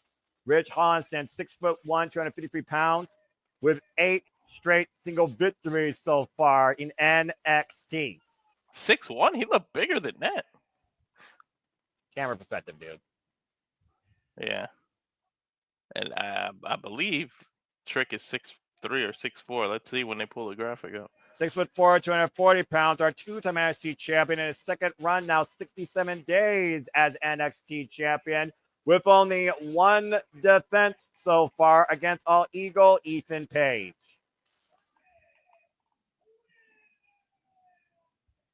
Williams. And notice the heavy kinesio tape, guys, on the back of the neck and shoulder blades of Trick Williams. I was just going to say that, yep. Trick trying to amp himself and the crowd up. But like I said in the Nate Frazier, adrenaline only takes you so far. Well, here we go. And immediately goes in for the first shot. And Rich Holland already exercising his will against Trick Williams. And if nothing else, JJ, Trick has to protect his neck. Whoa! It's the name of the game. And Rich Holland right now, me might be looking for that. Looking for the redeemer, the perfect DDT. Woo! Counter. big uppercut by Trick Williams. Damn TV. And again, right now, Trick Williams teeing off against Rich Holland. Again, Chimmer's advantage, by the way, guys. Tag can only change hands via pinfall submission inside the ring. Of course, Trick can't get too emotional here. If he keeps fighting off anger, he might give Rich Holland the opportunity needed. There's a big uppercut. I just got a drop kick by Trick. What the hell is going on with y'all's feet? Now, It's only him. Me and you About are to say, still yeah. good, Noah. Okay, let me know what he gets on top of punching him. Am I ahead or behind now? Drop kick from Trick. There we go. We'll find out here in a moment, Walter. You'll figure it out, producer. Man, there's a takedown And he's there. on top and doing the punches. Yeah, you Okay. see Rich Holland, though, covering up here.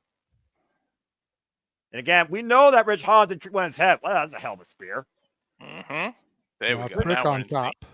And notice that Trick Williams ain't going for a cover here. He's trying to literally punish Rich Holland. I don't Look understand. at all the Kinesio tape on the back of his neck bridge there Mhm. too, Noah. Yeah, exactly. I don't know Yeah. necessarily he's trying to, punish him or weaken him or just get revenge for all this stuff that he's done. That Well, was wouldn't you, nasty Noah? stuff You in the just neck. spent Tuesday night in the hospital. Wouldn't you want your Cover. revenge? Well, I mean, there's only so much a man can take. I can understand that. But at the end of the day, what's more important here? Revenge or preserving the title? But we also talk about, again, Trick Williams, JJ. You said it yourself. Trick Williams is a guy that basically lives in the moment. We aren't sure necessarily he could be the guy to carry a brand, to take himself to that next level. And you said that he proved a lot of that wrong during his match with All Evil and Page in the Devil's Playground. Do you think Trick can surpass that even tonight? I don't know. I honestly don't know. Trick has been on fire for the last 12 months. Oh! He's at every step, every twist, every turn, he's shown new resilience to his character and accomplished things that I didn't know he could do. Guys, look what Ridge is going for. We know the history of Big E. Look what he was about to do. Oh, man. That overhead belly-to-belly throw on the outside. Same move that broke Big E's neck. And you saw Rich Holland driven face first in the ring post. To your point, JJ, remember, it was last year at Deadline that Trick Williams was the comeback of the century, 4 pinfalls in less than a minute to win the Iron Survivor Challenge. I mean, if anybody's ready for the main roster, it's him or a Royal Rumble debut. So we could see what's going on there. Rumble, I will give you. I still don't think Trick is ready for the main roster. He's too sloppy. Yeah. I get what you're saying. Neck breaker, and again, grabbing his own neck. Here's the cover, hook the far leg, gets a 2 count. Trick is the type of guy that you can see he gets butterflies. It's not that he's not confident because he still handles his own in the ring, but he gets in there, and especially when he's got someone backed into the corner post, he gets really quick and really sloppy with the punches he throws, and you cannot have that on Raw and SmackDown. You're right. Needs a little bit more polish. I'd say another 6 months or so. Maybe draft time. Maybe. But to your point, it was literally post WrestleMania season at Spring Breaking. Nice swing and net breaker there by Trick Williams. Cover on Rich Holland again. Hook the same leg. It's a 2 count. It was post WrestleMania season at Spring Breaking when he finally defeated the fire-breathing dragon known as Ilya Dragunov to win his first NXT championship. And that was literally just last year. But again, like you said, he has been on fire since literally 1 year ago from this event. Trick Williams right now launching himself in the corner. Big jumping splash to Rich Holland. Hard Irish whip Finger again. splash. And again, Rich getting out of the way, though. The whiplash effect, every move that Trick misses, of course, is compromising to that neck. Uh-oh. Oh! Only the neck, but the spine, everything. One stinger sends a shock down your entire body. Of course, he loves to go for that cyclone kick, of course, and you got to figure out the whiplash effect that has on your neck and shoulders. Ridge taking full advantage of it, too. He sees that big target on his back. Dropping that knee across the back of the head and neck, to your point. Again, Rich Holland, as JJ pointed out, former Brawling Brute alongside Sheamus and Pete Dunne. And yes, he is the guy that, unfortunately, that move he executed basically was what put Big E on injury reserve indefinitely. Which is a shame because people will always associate him with that, no matter how big or successful he gets.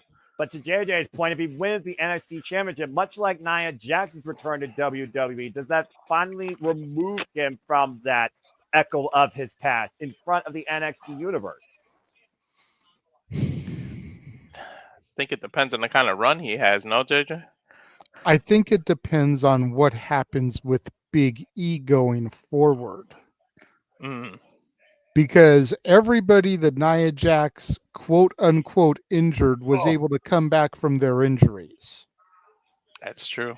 Big E still has not. Yes, he showed up on Raw. And yes, it is going to be a huge focus point of conversation on the Saturday Shenanigans coming up at 11 Eastern, 8 Pacific. But unless Big E gets in the ring and wrestles again, I don't know if Ridge will ever be completely redeemed and forgiven. Trick Williams with a boot, though, trying to create separation between him and Rich Holland here. And Rich catching Trick Williams up in the fireman's carry. And if it does come back, you're going to have to do that one-on-one, JJ. You have to. Brought right back in with a vicious net breaker. Rich Holland with the cover. Gets a 2 count. Is that blood on Ridge's back? And there was not a lot on that kick out, though. I don't know if there's any blood on Rich Holland's back, but there's definitely weakness in Trick Williams when it comes to these kick outs. No, I don't see any. Yeah, okay. Yeah, Rich Holland actually looks perfectly in shape, unscathed, by the way, so far, whatever Trick Williams is throwing at him. And he is firmly in the driver's seat. Now Rich Holland right now hanging up Trick Williams, the proverbial tree of woe. What the hell is he going to go for in this position? Well, he can't go anywhere. He's ranking his neck. Exactly. Damn. He has till 5, ref. Ryan Danson will tell you that. And I would take every advantage of that, too. And Rich Holland, though, I think, is taking way too much time here. Again, look at the audience. Feel it! Crossbody in the corner. Again, Trick Williams is literally tied up. Notice that the right leg is tied up underneath the second turnbuckle. The one time your height is a disadvantage. And think about this. While he's got one leg free, he is still hyperextending that knee the longer he's in this hold. So again, Rich Holland's causing more damage than he thinks. Yep. And look at the way Ridge was just dragging him by that leg. But again, the focus. Go ahead. Cover. Yeah, too. I was just going to say, again, you can't cover the man while he's in there. You can punch him all you want, but you can't cover the man. Yeah. But the focus shouldn't be on the leg. It should be on that neck, especially when he has that DDT move that he does. The Redeemer. Yeah. That package DDT of sorts. And once again, now just applying even more pressure to that neck. And another net breaker wearing down Trick Williams. Goes in again for the cover. Inside leg hook for a 2 count. Smart strategy by Ridge. I mean, that kinesio tape might as well be red because it's a damn bullseye. Well, speaking to that, Ridge is now ripping it off. And again, you see Rich Holland focus attack on that neck with those elbows. And let's just inform people who don't know what kinesio tape does. It does not shield you. It soothes you. It helps lessen tensions in your muscles so you can continue. Ask Kyle Castagnoli about that, wearing kinesio on his shoulder for a damn near year. Same with the Fallen Angel for Daniels. Fallen Angel, of course. Ring of Honor Grand Slam champion. Of course, Ring of Honor represents Final Battle. We'll be covering here soon. Matches that are announced include Legit Later Hurts versus Red Leather for the Ring of Honor Women's World Television Championship. The Righteous get a chance at the Ring of Honor Tag Team Championship against Dustin Rhodes and Sammy Guevara. And the Learning Tree defends his championship against Matt Cardona. Hi, guys. I was going to get to that, but thank you, JJ. Yes, that is correct. And we'll see Matt Cardona is truly always ready. You guys were talking about people who had kinesio tape. Bryan Danielson might as well own stock in it as much as he used to. On a sidekick by Trick Williams, trying to fight back in there. Not sure how much of these Holland sidekicks he's getting, but he's rocking Rich Holland, hoisting him up. Beautiful flapjack. And a kip up, and again, the whiplash effect, immediately grabbing his neck. Caught up in the moment. Ooh, went for the bookend. Uh-oh. Ooh. Crossface. Crossface. How often do you see that from Ridge? Oh, wait a minute. Reversal. The shoulders are down. Not very often, but smart because he was putting that twerk onto the neck there. Oh! Bookend. Two. No! Damn, that was close. All it takes is 3 seconds, gentlemen. We always say it. That was a vicious Uranagi, by the way. I call it what it is, the Uranagi, all right? I mean, Booker T calls it the bookend. Trick Williams is not Booker T, despite the fact he uses most of the moves in his arsenal. And Booker T is right there at commentary. I'm just saying. Exactly. That's why we call it that. I get it, but still, what the hell? Woo! Oh! I was a little scared the way he was gonna drop him. Jackknife power bomb. Hoisted up on the shoulders. Divine driver. Almost looked like the variation of the white noise. Exactly. And Trick got it too. The way he had the neck hooked before he dropped it almost looked like Sheamus's white noise. Exactly. Might have been more like a white noise impact, but no doubt from the fireman's carry position. That was a death by a driver, guys. But again, to your point, everything Ridge is doing is focused attack on the neck. Call it what you want. What we call it should be effective right now. Pretty much. And Rich Holland right now going up to the top rope. What the hell is he looking for here? The diving headbutt means nothing but Diablo in the middle. Turn it around and that rolling kick cover to no. Technically, Rich's shoulder was up the whole time. Shouldn't even have counted. Yep. Hey, look at that rolling kick to your point, JJ. Trouble in Paradise. Let's not forget Kobe Kingston is one of Trick Williams' biggest inspirations. I don't know how much now. Right after Monday night. Yeah, and again, we'll be discussing that on the shenanigans. Envious, jealous. Anyway, what shot?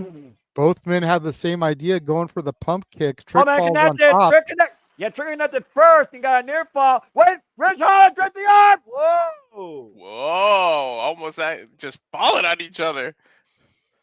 Yeah, literally emptying out the gas tank to JJ's point. Both men with the same idea. I think Trick got the slight better of it, was why he was able to get the fall first. And then on instinct alone, draped his arm off the kick out to get his own near fall. We're at stalemate right now. I was just gonna say that we reached that point on the match where it's a stalemate, basically the reset button. We're all leaving now. NXT deadline right now. Capacity Crown can here our semi-main event for the NXT Championship. Trick Williams defending against Rich Holland with a compromised neck. And right now, this is an interesting panoramic camera shot. Trick Williams is driven back first into the apron. And then head first. Yeah. Oh, but again, only way you can win the titles via inside the ring via pinfall or submission. Uh-oh. Yeah. Uh-oh, indeed.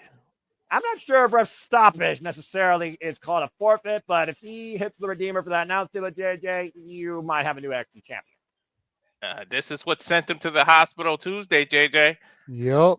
Oh, See boy. if he can be successful again.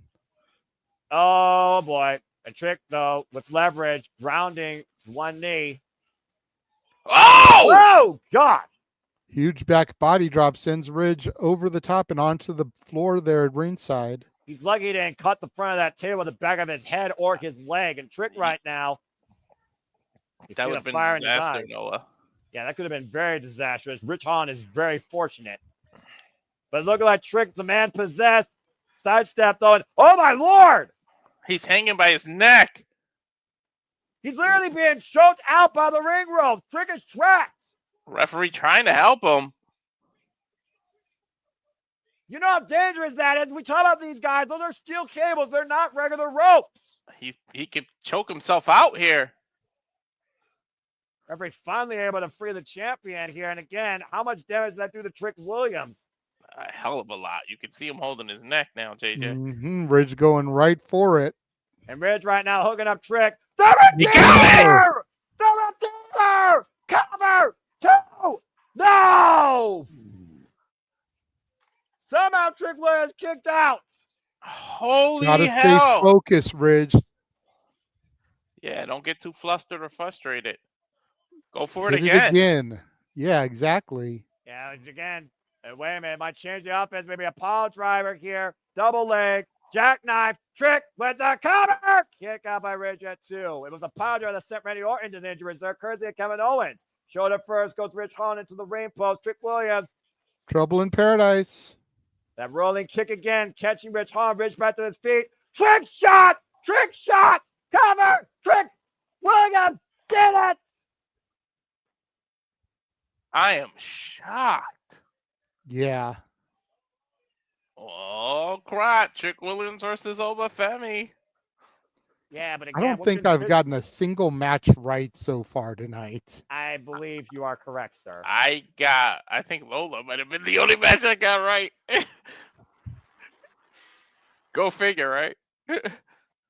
Well, Trick Williams is still our NXT champion. He did not flatline at Deadline, even though he nearly flatlined himself, as he overcomes Rich Holland. Let's take a look at the most critical moment here, guys. Literally, Trick Williams was basically hanging himself, choking himself inside the ropes. Taz could have choked him tighter if he tried. And then he hit that Redeemer, that package DDT, while he was already probably unconscious and maybe on just convulsion or sheer awareness. Trick kicked out. You gotta wonder, where does Ridge go from there now? Well, he doesn't go against Obafemi, and maybe that's a saving grace. But for now, Trick Williams, he goes forward into the new year, still our NXT champion. Sometimes, JJ, you have to be the best when you're at your worst. And tonight, Nathan Frazier and Trick Williams demonstrated that. I'm not disappointed at the result. I'm just shocked. Congratulations to Trick Williams, still NXT champion. Sheesh. Man. Well, I've got another commercial break here as, again, we get ready for our main event and what has been a star-studded night here and a wild night, to say the least, for NXT at the last stop of the calendar year. We have our Iron Survivor, Obafemi. We had successful retirement for the tag team champions in Nathan Frazier and Axiom against Miles Bourne and Taylor Heights. We saw Lola Vice knock out and incapacitate Jada Parker in the underground. And we just saw Trick Williams overcome Rich Holland with a compromised neck.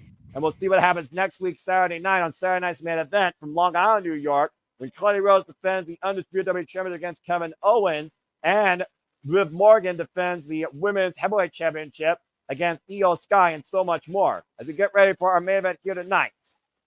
I'm sorry, gentlemen. I'm just a little taken back. I'm like really surprised at that I result. told you. Both the tag Told and you. that. Told you. Just saying. I just didn't feel no title changes tonight. It just didn't feel like that to me. It didn't.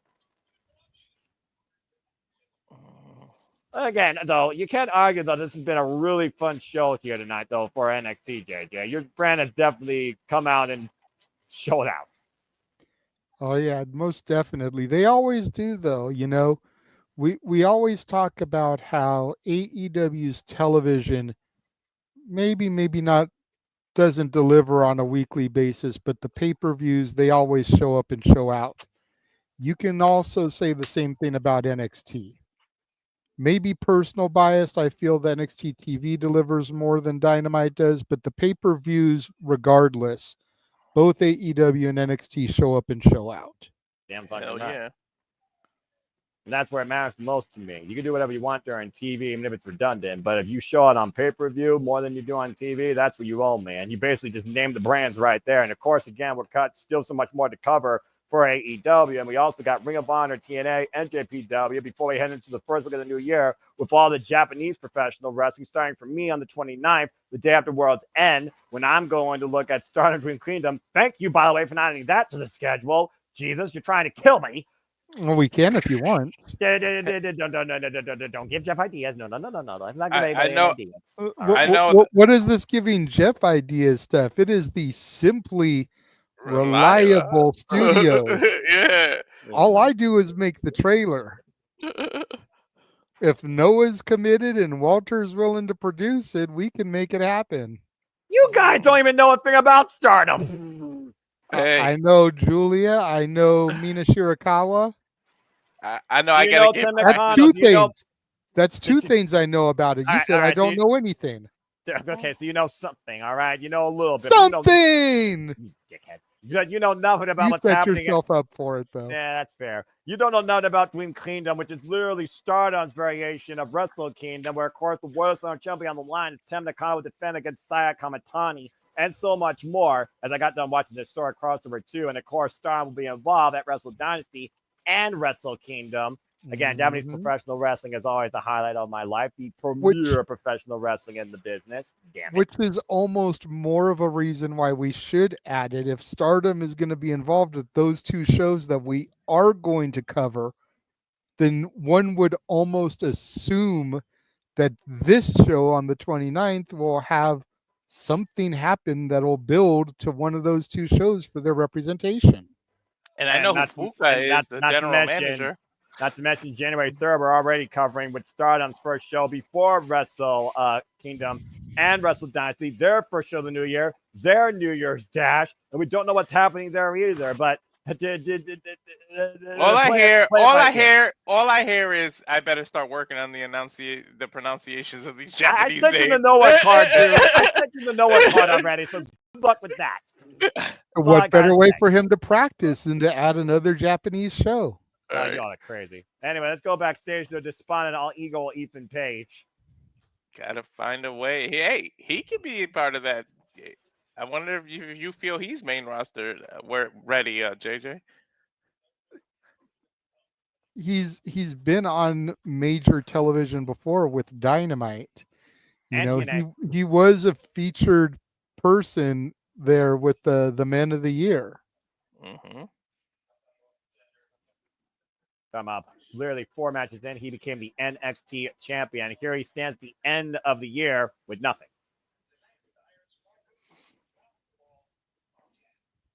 Got the ball again.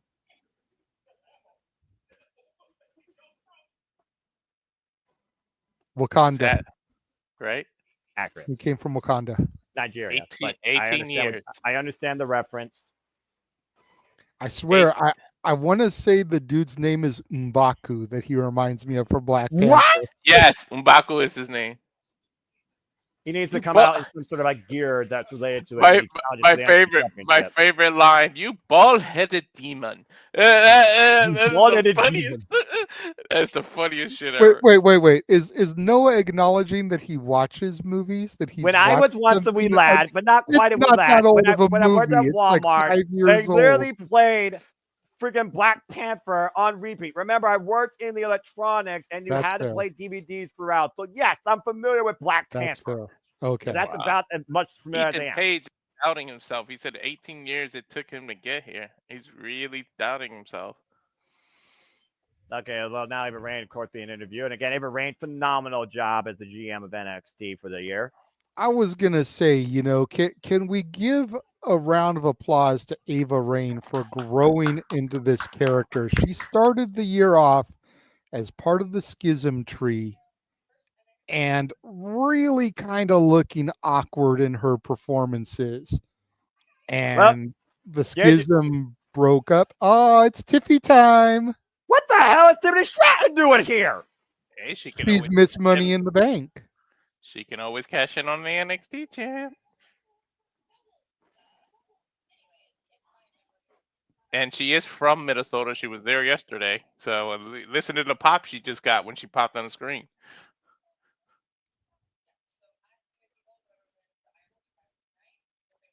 New Year's Evil. Oh, faces Roxanne Perez. Oh, no. A Tiffany Epiphany. Oh, no. What? Maybe in La La Land it'll be Tiffy time. Is New Year's Evil going to be in LA? Yes, it is. But JJ, tell me what's ahead on your NXT this Tuesday. Wait a minute. I'm still trying to wrap my head around that. I didn't get that announcement, but apparently this week Tatum Paxley and Gigi Dolan will team up to take on the former Toxic Attraction mate JC Jane and Jasmine Neeks. We also get Obafemi addressing the NXT Universe, the Men Iron Survivor winner. Oh, boy. They're going to kick NXT out in a big way in You 2025. better get your ass over there. NXT coming from LA, New Year's Evil, where Obafemi will challenge for the NXT title. I wonder if they'll do it on January 7th then, since January 6th is the Raw debut at the Intuit Dome. It wouldn't surprise me, JJ. All you got to do is just find your graphic and make it official. But guys, it's been a lot of fun tonight. And while we look towards the new year, we have to meet the deadline for this year, as it is time to get ready to prepare for the women of NXT to take center stage and where they deserve to be. It's our main event, the Women's Iron Survivor Challenge, where again, every second counts. I don't even remember who I went with. Oh, Stephanie. All right. Again, let's remind people the rules of this match, guys. 2 superstars will start off for the first 5 minutes, and every 5 minutes following that, another superstar will enter the fray. Falls can be won anytime via pinfall, submission, or disqualification. And when a superstar scores a fall, they earn a point. But when that superstar loses that fall, they are forced out of the ring into a penalty box for 90 seconds before they can re-enter the match. And the winner of the Iron Survivor Challenge will be the one with the most decisions and will challenge Roxanne Perez for the NXT Women's Championship at apparently New Year's Evil. That'll be the first Tuesday of the new year, so that does make sense because the previous Tuesday will actually be New Year's Eve. So unless they want to do it on New Year's Eve, which doesn't make sense when you figure they'll be in LA the following week. Oh boy. This is the number one. We don't know yet, Datella. They haven't announced the venue. Stay tuned. They'll probably make it official on NXT this Tuesday, which means you've got to watch to know. Walter, no spoilers in the chat. Let's make her have to watch to find out. Exactly. All right, guys, make your final decisions known. Of course, your prediction doesn't change here. Who leaves tonight? The Women's Iron Survivor has a date with the Prodigy in LA at New Year's Evil. It's our Women's Iron Survivor Challenge. And the number one reason I'm here, our main event at WWE Deadline. And we're about to find out which 2 kick off for the first 5 minutes. You could find out on Twitter if Twitter existed. It's called X now. And guys, the very first participant brings forward, I think, beautiful madness. I think our first participant is Julia. And if anybody's going to be able to go bell for bell, it's definitely this independent international sensation. The former World of Stardom champion who arrived in NXT and challenged Roxanne Perez on the CW premiere and could have won the NXT Women's Championship, but wasn't for the returning Cora Jade. But since then, alongside a friend, they have gotten the better of the Mean Girls of NXT. And Julia qualified for this match, beating the former NXT Women's North American Champion, Kalani Jordan, who's been fighting her whole life to get here. You know, am I the only one that I want to see Julia versus Asuka? No, I definitely can get behind Julia versus Kana, but it depends if Asuka's medically cleared and how WWE books it. But again, we'll talk more about that later. Julia versus Asuka, Julia versus Io, Julia versus Kairi. Julia did say on Bully Ray's Busted Open After Dark that she wants to face all the Japanese wrestlers. She basically named quite a lot of them. I'm just saying, if you look at it, the costume, their attitudes, everything, and who had one of the most dominant women's run in NXT, Asuka, before the main roster kind of ruined her. But other than that. And here it comes. Well, this is a hell of a kickoff. Good luck to this young participant. It's Wynn Sinclair of No Quarter Catch Crew, the last qualifier who qualified in that last chance 4-way. And the last time we saw her, JJ, she was holding Roxanne Perez's NXT Women's Championship. And you called her not only the dark horse, but your winner. I did. I most definitely did. The former Maddie Rinkowski has definitely grown on me over the past year. And I think it shows a lot of what they have to say, you know, about her by having her start this match. Wynn Sinclair found her identity joining the No Quarter Catch Crew earlier this year and has helped even Charlie Dempsey regain the NXT Heritage Cup. 5 minutes on the clock. We're about to kick things off. It is Julia versus Win Sinclair. Let's see what decision's rendered.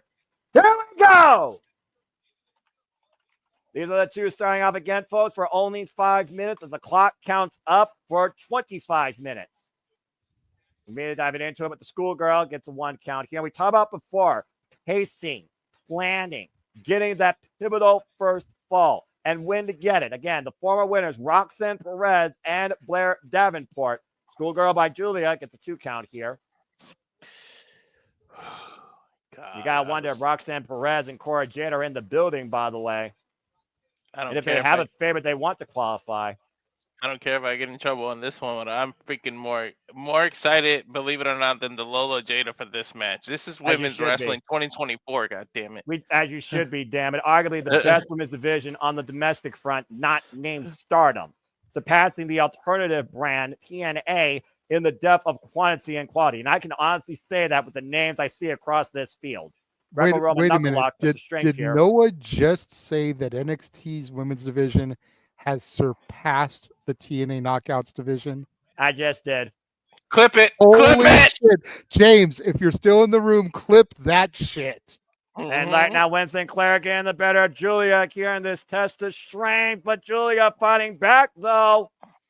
Right back into it, bending Win Sinclair, former trainer of La Mera Thunder Rosa, of course, out of Mission Pro Wrestling, Thunder Rosa's promotion, former NWA Women's Tag Team Champion, by the way, alongside Missa Kate. Nice reversal there, catching Julia, shoulders down. Reversal by Julia here. A pinfall can happen at any time. Quick exchange back and forth. Great positioning by both. And again, neither woman able to pin the other. Jackknife by Julia. Win Sinclair escapes.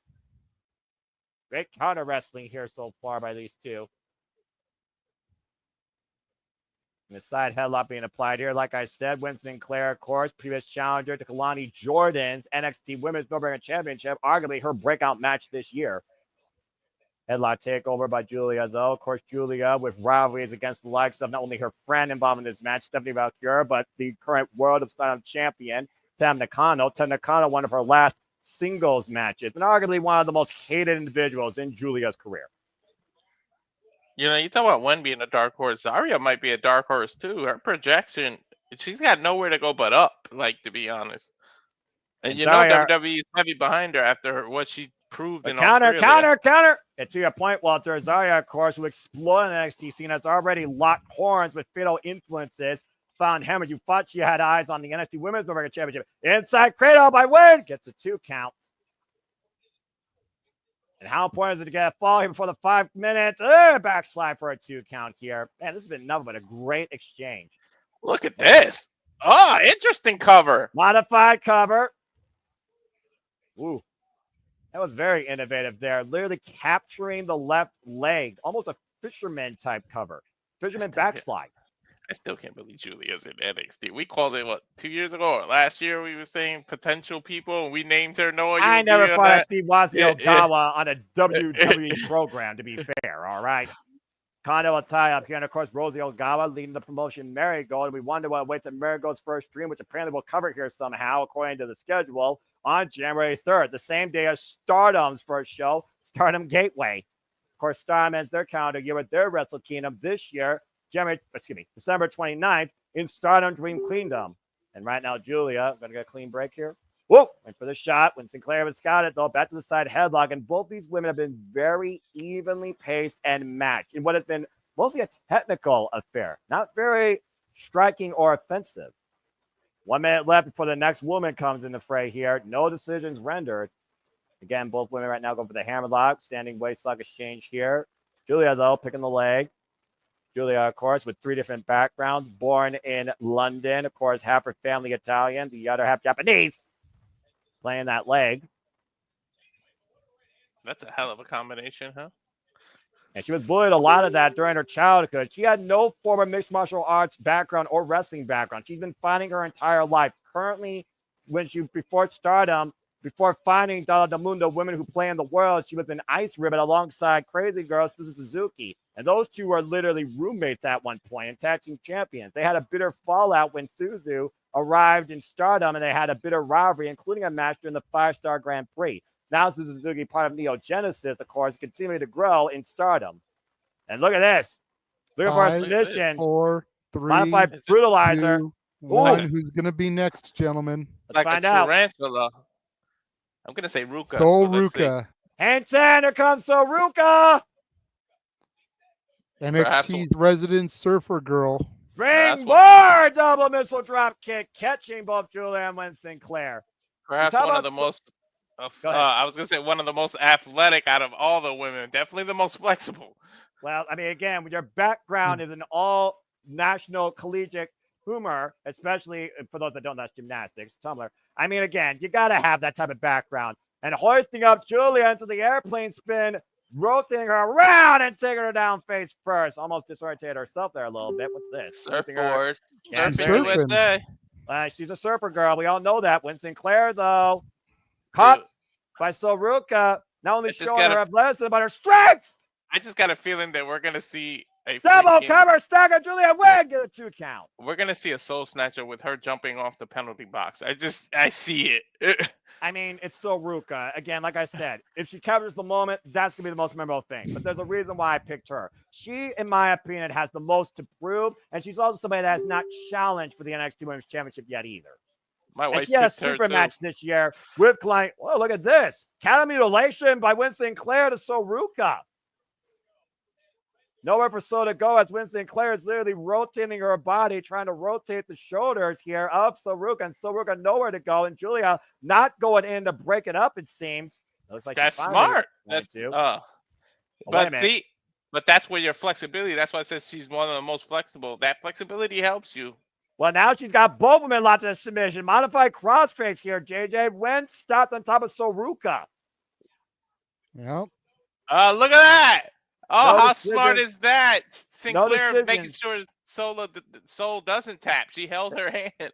And no decisions rendered, by the way. And we're at 7 minutes, folks. Less than 18 minutes left in this. And now Julia going for a sleeper, it looks like, on Ren. I'm quite surprised no decisions have been rendered so far here. Again, very even match. Now we got a bit of a towering submission effect here. Sleeper holds on Ren and Julia. If someone taps, does just that person go to the penalty or both? I'm not sure. He's just the one that taps because the other one doesn't submit. Yeah, so why was Sinclair so worried about Soul tapping? I guess that would make sense. Once again, Ren now taking down Soruka. Might be looking for a Fujiwara armbar here, and that arm might literally pop out socket straight up vertical. Is so going to tap here. Will Wen go up on the board on the field, get her first point? You see how flexible she is? Look how straight up that arm is. Damn. Hey, look at the torque. Look at the awareness of Winston Claire, almost Billy Robinson tactics, literally changing her position almost within 6 seconds. We got a big right hand match here going. And so Ruka now trapping Winston Claire into a head scissors. A reverse triangle. Wow. There's a mission clinic right now. You see Julia maybe favoring her leg. Julia, is she going to go for a Kimura here? No. Dragon Sleeper? What is she going for? That looks like an arm capture at sleeper hold to your point. The cravat on the neck. Damn, these women are definitely focusing on submissions. Drop kick! Eventually, something's got to give here. Somebody has to get a fall here at some point because things are about to get really dangerous if Zarya comes in or Stephanie Valkyrie. So Ruka, by the way, who had a sleeper match with Kalani Jordan at NXT Heatwave for the NXT Women's North American Championship. Student of the game, studying the likes of Will Ospreay and Ricochet. Nice snapmare there. Covered by Ren to get her first fall. Julia breaks it up. We might not get a fall till everyone's out. I mean, again, you got to have eyes in the back of your head. You got to consider right now how important that first fall is going to be. No, we're less than a minute away from the fourth person entering the field. It will either be Zarya or Stephanie Valkyrie. Gentlemen, with the pool of talent, I wouldn't be surprised if somebody just wins one and everybody else has 0. Like it only takes one fall because of the pool of talent we got. That would be a first, honestly, in deadline history. That would be a first.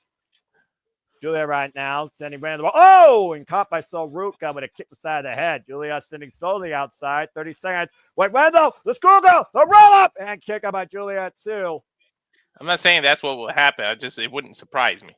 Well, I mean, yeah. And Julia, Northern Lights bomb. Cover on Red, and Julia is up a fall. There you go. 10 seconds till we get our next competitor. Saruga! Whoa! Go ahead, JJ. 5, 4, 3, 2, 1. And remember, Sinclair now is stuck in the penalty box for 90 seconds. Uh-oh. Uh-oh. The debut. From in down Iron under, Survivor. coming ahead. Here comes Zarya. And Zarya right now, but the wreck shot taking Julia down with a clothesline. Big pumpkin to Soruka. For those that don't know, Zarya, formerly known as Delta, impressed WWE during the trials in Australia earlier this year when they showed the Elimination Chamber. Of course, Grayson Waller and Rhea Ripley were part of that coaching committee and scouting committee. Zarya, by the way, Delta, a former champion challenger to Jordan Gracie, TNA Knockouts World Champion. Trained by Robbie Eagles, double suplex takeover. It was smart strategy by Julia and Soul to work together. Again, Zarya also coming in the freshest of anybody here, and Winston Clare will be back in the match in 30 seconds. We have And three of course, faces Zarya- in the ring. I just realized. Yeah, right. Just underneath that. Massive headbutt by Julia to Zarya. And so Ruga, what the hell? Saw Snatcher! Double! Snatcher. Snatcher! But Double both one. on the outside. Oh, that was her opportunity, but both women showing their ring awareness and rolled out. And literally taking the soul out from Soruka there. Horrible, horrible moment. And Winston Clare is about to re-enter, so Soruka has to regroup. And wait a minute, Soruka, Snatcher Winston Clare out of nowhere! Cover! Her both legs! And Soruka She came out just to go back in. Exactly. I'm sorry, JJ. It's not looking good right now for your no quarter catch crew pupil. How many pinfalls did Trick get in a row last year, Noah? That's fair. In the last minute, he did get 4, but I mean, again. Okay, so is it over yet? No, not at all. But again, Okay. literally out of nowhere, immediately, great rebound by Soruka. I don't think the fat lady is even warmed up yet. Oh man, Soruka driven, jaw first in the top of the penalty box, up on the shoulders. I think she Zarya blocked it. driven head first into the ring post. And again, right now we are just at the halfway point of this deadline Iron Survivor Challenge. Winston Clare is in the penalty box for another 45 seconds. Soruka and Zarya find the apron. Julia nowhere to be found. And so what the hell is Soruka thinking here? This could be a nasty fall. She gets this German suplex, trying to rip Zarya up with the power. That elbow strikes, and Soruka down to the floor. And Julia now, oof. Julia trying her best to take Zarya off the apron, and Zarya again holding on. Now Soruka and Julia with Zarya. Double team. Power bomb for the announce table. Jesus. You might as well be in the penalty box. Look at Ren Sinclair in the penalty box. Yeah, she can't believe that show a strength or that impact. Oh my God, the way Soul just dodged Julia with that split. Oh, but got caught a draping net breaker on the floor. And Ren Sinclair is back in. She is shocked right now to see everybody's down. Do something, girl. Capitalize. But everyone's dead weight at this point. She's trying to go for Zarya, who's the most hurt, but to your point, it's complete dead weight. Everyone's dead weight. Everyone's down the outside, but she's got 90 seconds to capitalize. Julia, though, sending Ren back inside, though. Yeah, she does not want to get pinned again. And Julia right now scouting Ren from the apron. Oh, man! She's playing catch as catch can. She is out. And big drop kick, though, by Julia sends Ren down to the floor. And Soruka, Soul, what are you thinking? And Soul gonna fly. Oh, man! Soul hangs 10 and sticks the landing. That's almost like a Sasuke special. That was beautiful. Sensational athleticism here shown by Soruka. She Yeah, needs that's to stop gloating.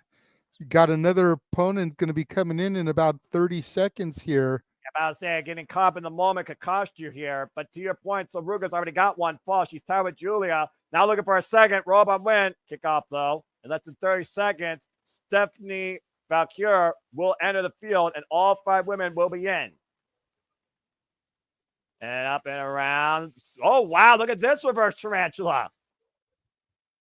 Locking the arms of Winston Clare between the ropes, but Julia, though, catching Soruka here. What the hell is Julia doing? And Julia right now trapping, but Soruka with the reversal. Pinfall, Julia. Yeah, it's a 2 count. Catching with a kick, 4, though.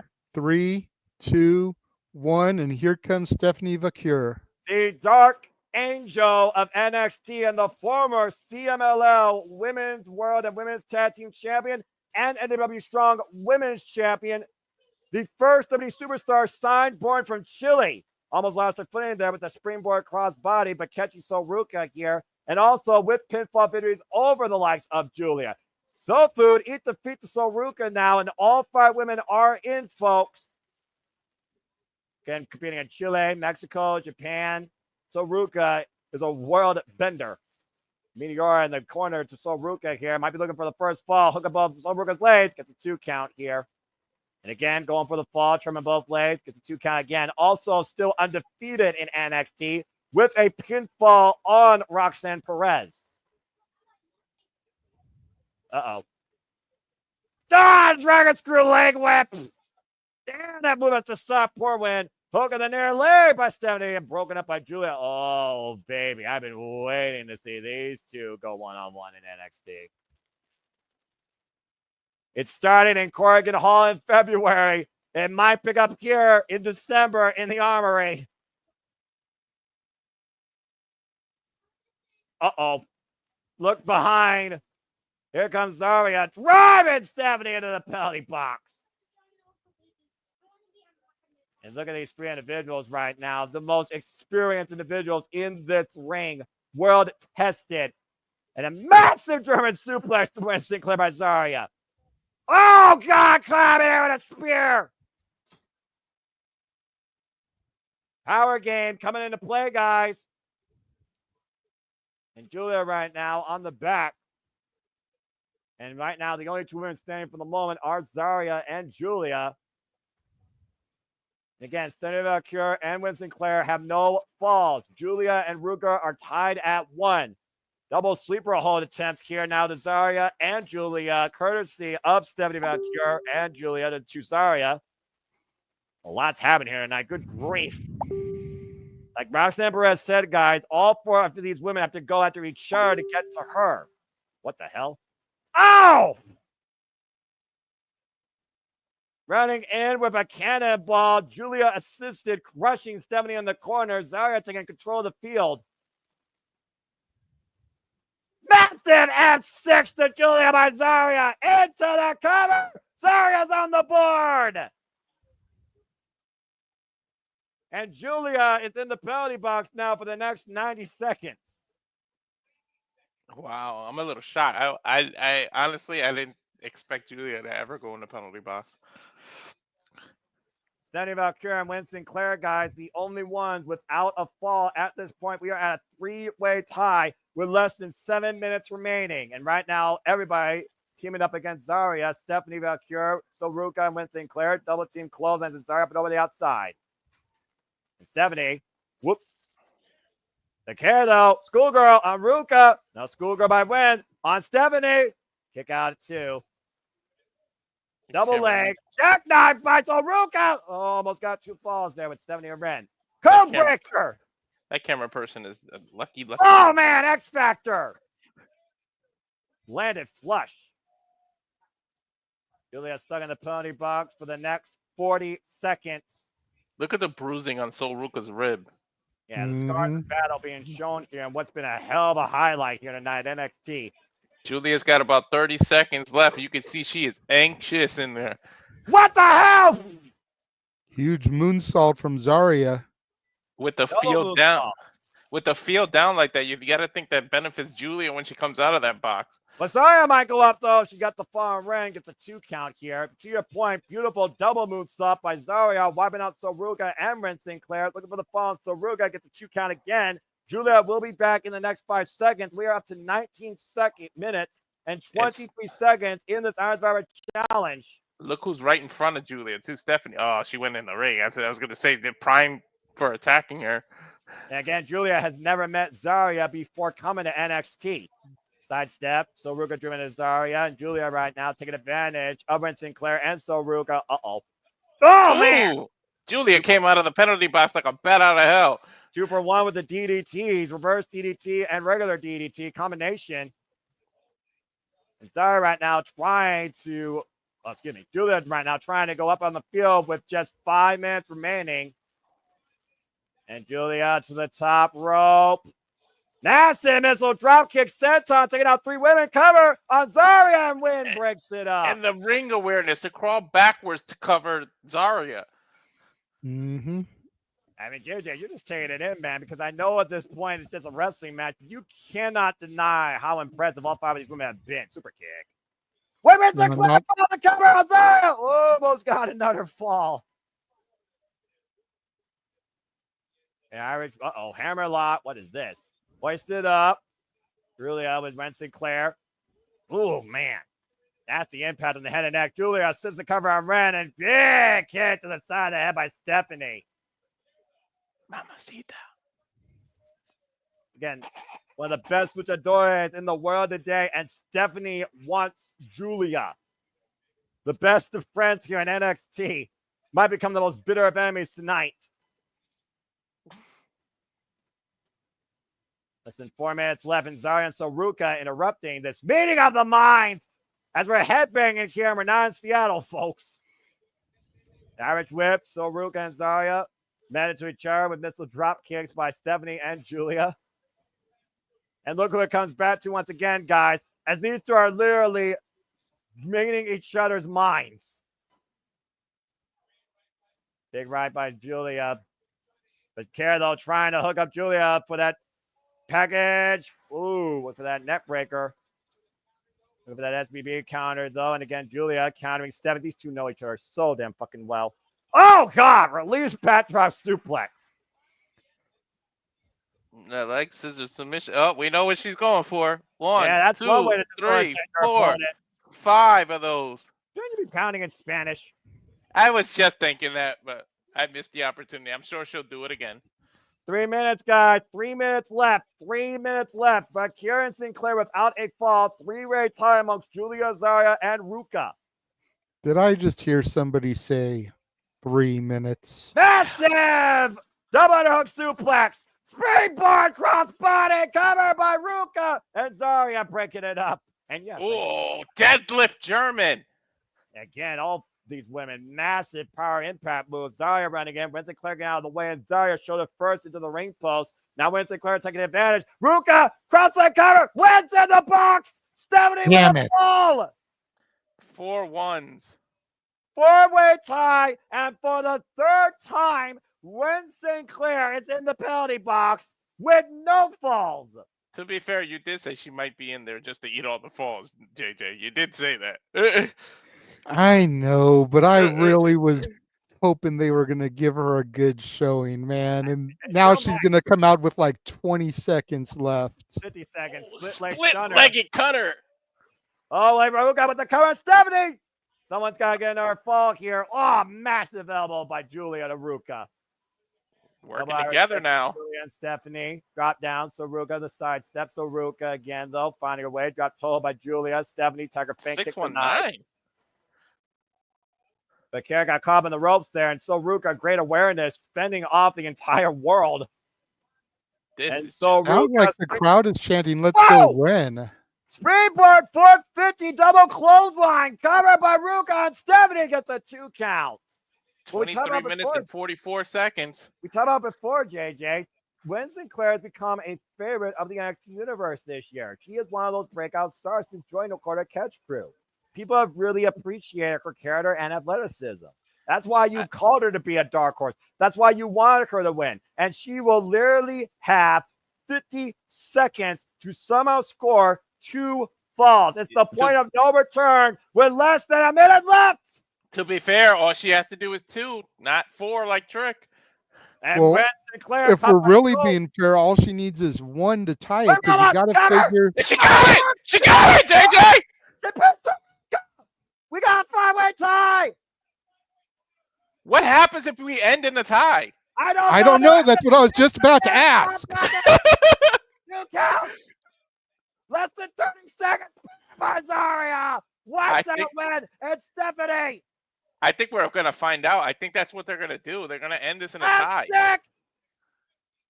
Bang! G-trigger! Julia roll up on Zarya! Julia Guess takes not. the lead! Less than Guess 10 not. seconds!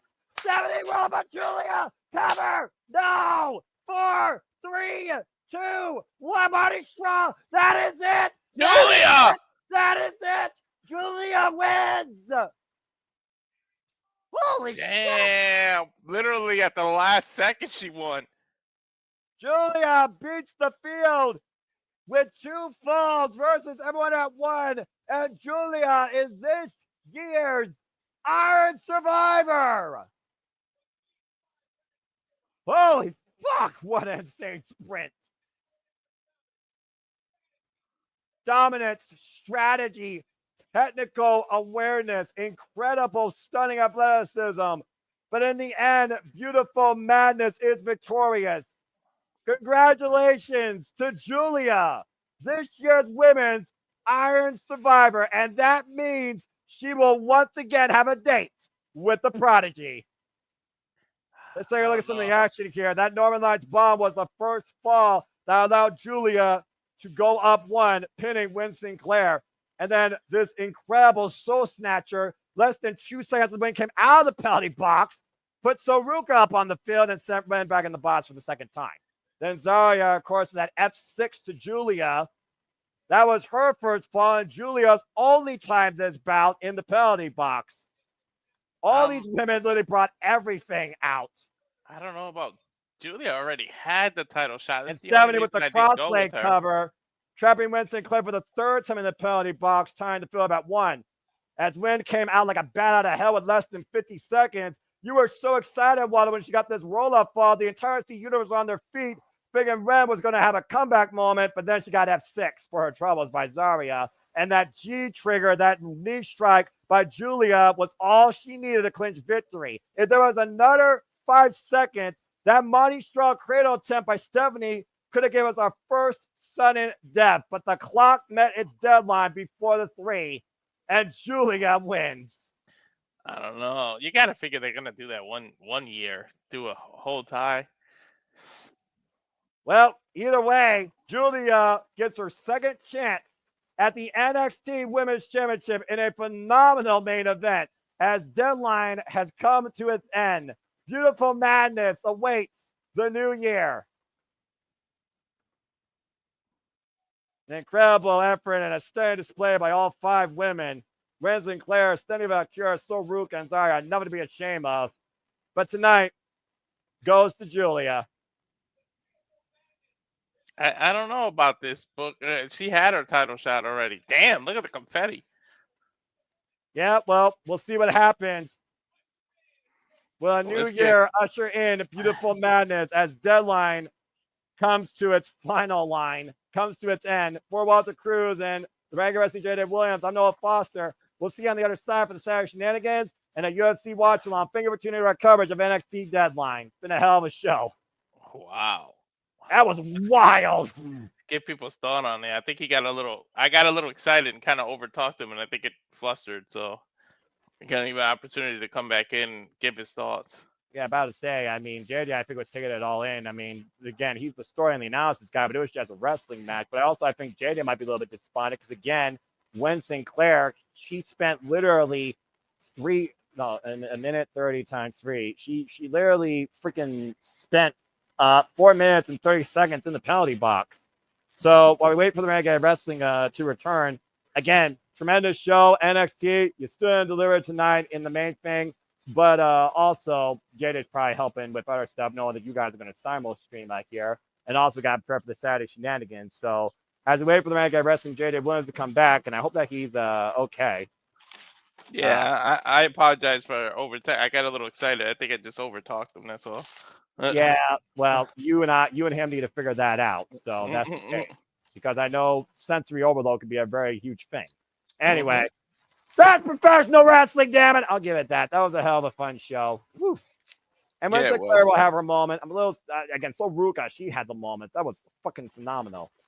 All right, well, after we got a moment to breathe, again, folks, that's Deadline, and that also concludes this year's NXT League. Prepare for the results for the team and the Galaxy if you are predicting this year. They'll be out some point in the next couple of days. So that being said, Julia versus Roxanne Perez 2 at New Year's Evil in LA. Yep, I guess that's official for the NXT Women's Championship. I think Matthew's asking who was the MVP of the match. No, I think he meant Ren. Because let's be honest, Ren was the most technically sound. Ren was the people's choice, I felt like. And that moment she got the fall literally within the last minute, that was the loudest pop that entire match. People wanted Ren to win, I think. And it just didn't happen. So there you go. JJ definitely wanted her to win. Right? I don't know. I don't see anything from. I mean, it's just one of those things you gotta consider that again, we don't necessarily know what's ahead. So what we do know is ahead though is again, you guys are calling UFC, and we know that we're gonna have Saturday shenanigans moderated by the Renegade Wrestling, JJ Williams. So whenever he comes back, he didn't leave a message in the private chat or anything. So again, hope he's okay. So yeah, me too. Again, I'll apologize on air if it was me that did that. About to say, and I'm never too prideful to admit when I make mistakes. well, that's the thing about some people, men or women. They don't know how to admit their mistakes. But it's one of those things also where you gotta consider there almost was a mistake a couple of times during that Iron Survivor challenge. So we gotta see what happens. Again, thank everybody that tuned in to this production courtesy of Survivor Studios. We hope to see you for UFC and Saturday Shenanigans.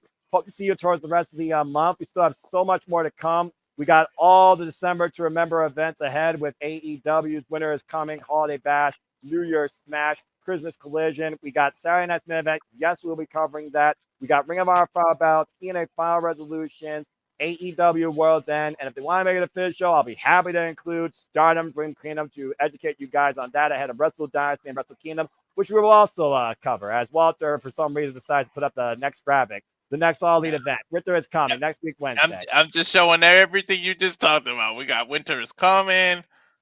We got so much stuff coming up. We got Genesis, which will be January 19th. Yeah, that's the new year. Look at this. Holiday Bash for AEW. AEW really doesn't want us to sleep at all. AEW always keeps me awake. You kidding me? Along with New Japan Pro Wrestling and Stardom and Noah, the list goes on and on and on. Christmas Collision. Look at all this. Fight for the Fallen. Raw Netflix. Freaking. Shall we continue? I mean, you guys are trying to kill me, quite literally. I think tonight almost killed me with the freaking fact that I was calling 25 minutes in less than 2 minutes because those 2 minutes is faster than a buzzer beater in an NBA Finals game. Jesus Christ. I'm sure you're looking super forward to this one. Oh, you have no damn fucking idea. Anyway. Oops. I got to erase those. So, again, folks, what was your match of the night? And what was your favorite moment here? Let us know as we conclude. But I think for now, Walter Cruz, let's go ahead and bid the people a fine adieu for this stream. This again, folks, it's been NXT. We'll see you again very soon here for more NXT content. But come up to our studios, UFC, and Saturday Shenanigans. Until then, as I always like to leave you, make a positive impact in life and have a good night. Cut the feed. Definitely tune into the UFC as we're going to start at the top of the hour here. All right. Go get a drink. Go pee. Go get some rest. See you guys in 10. I won't, but they will see you. See you all then. Bye-bye. Yeah. Hopefully you can tune in. We'll see. I don't know. I'm crazy. Cut the damn feed already. Push the button.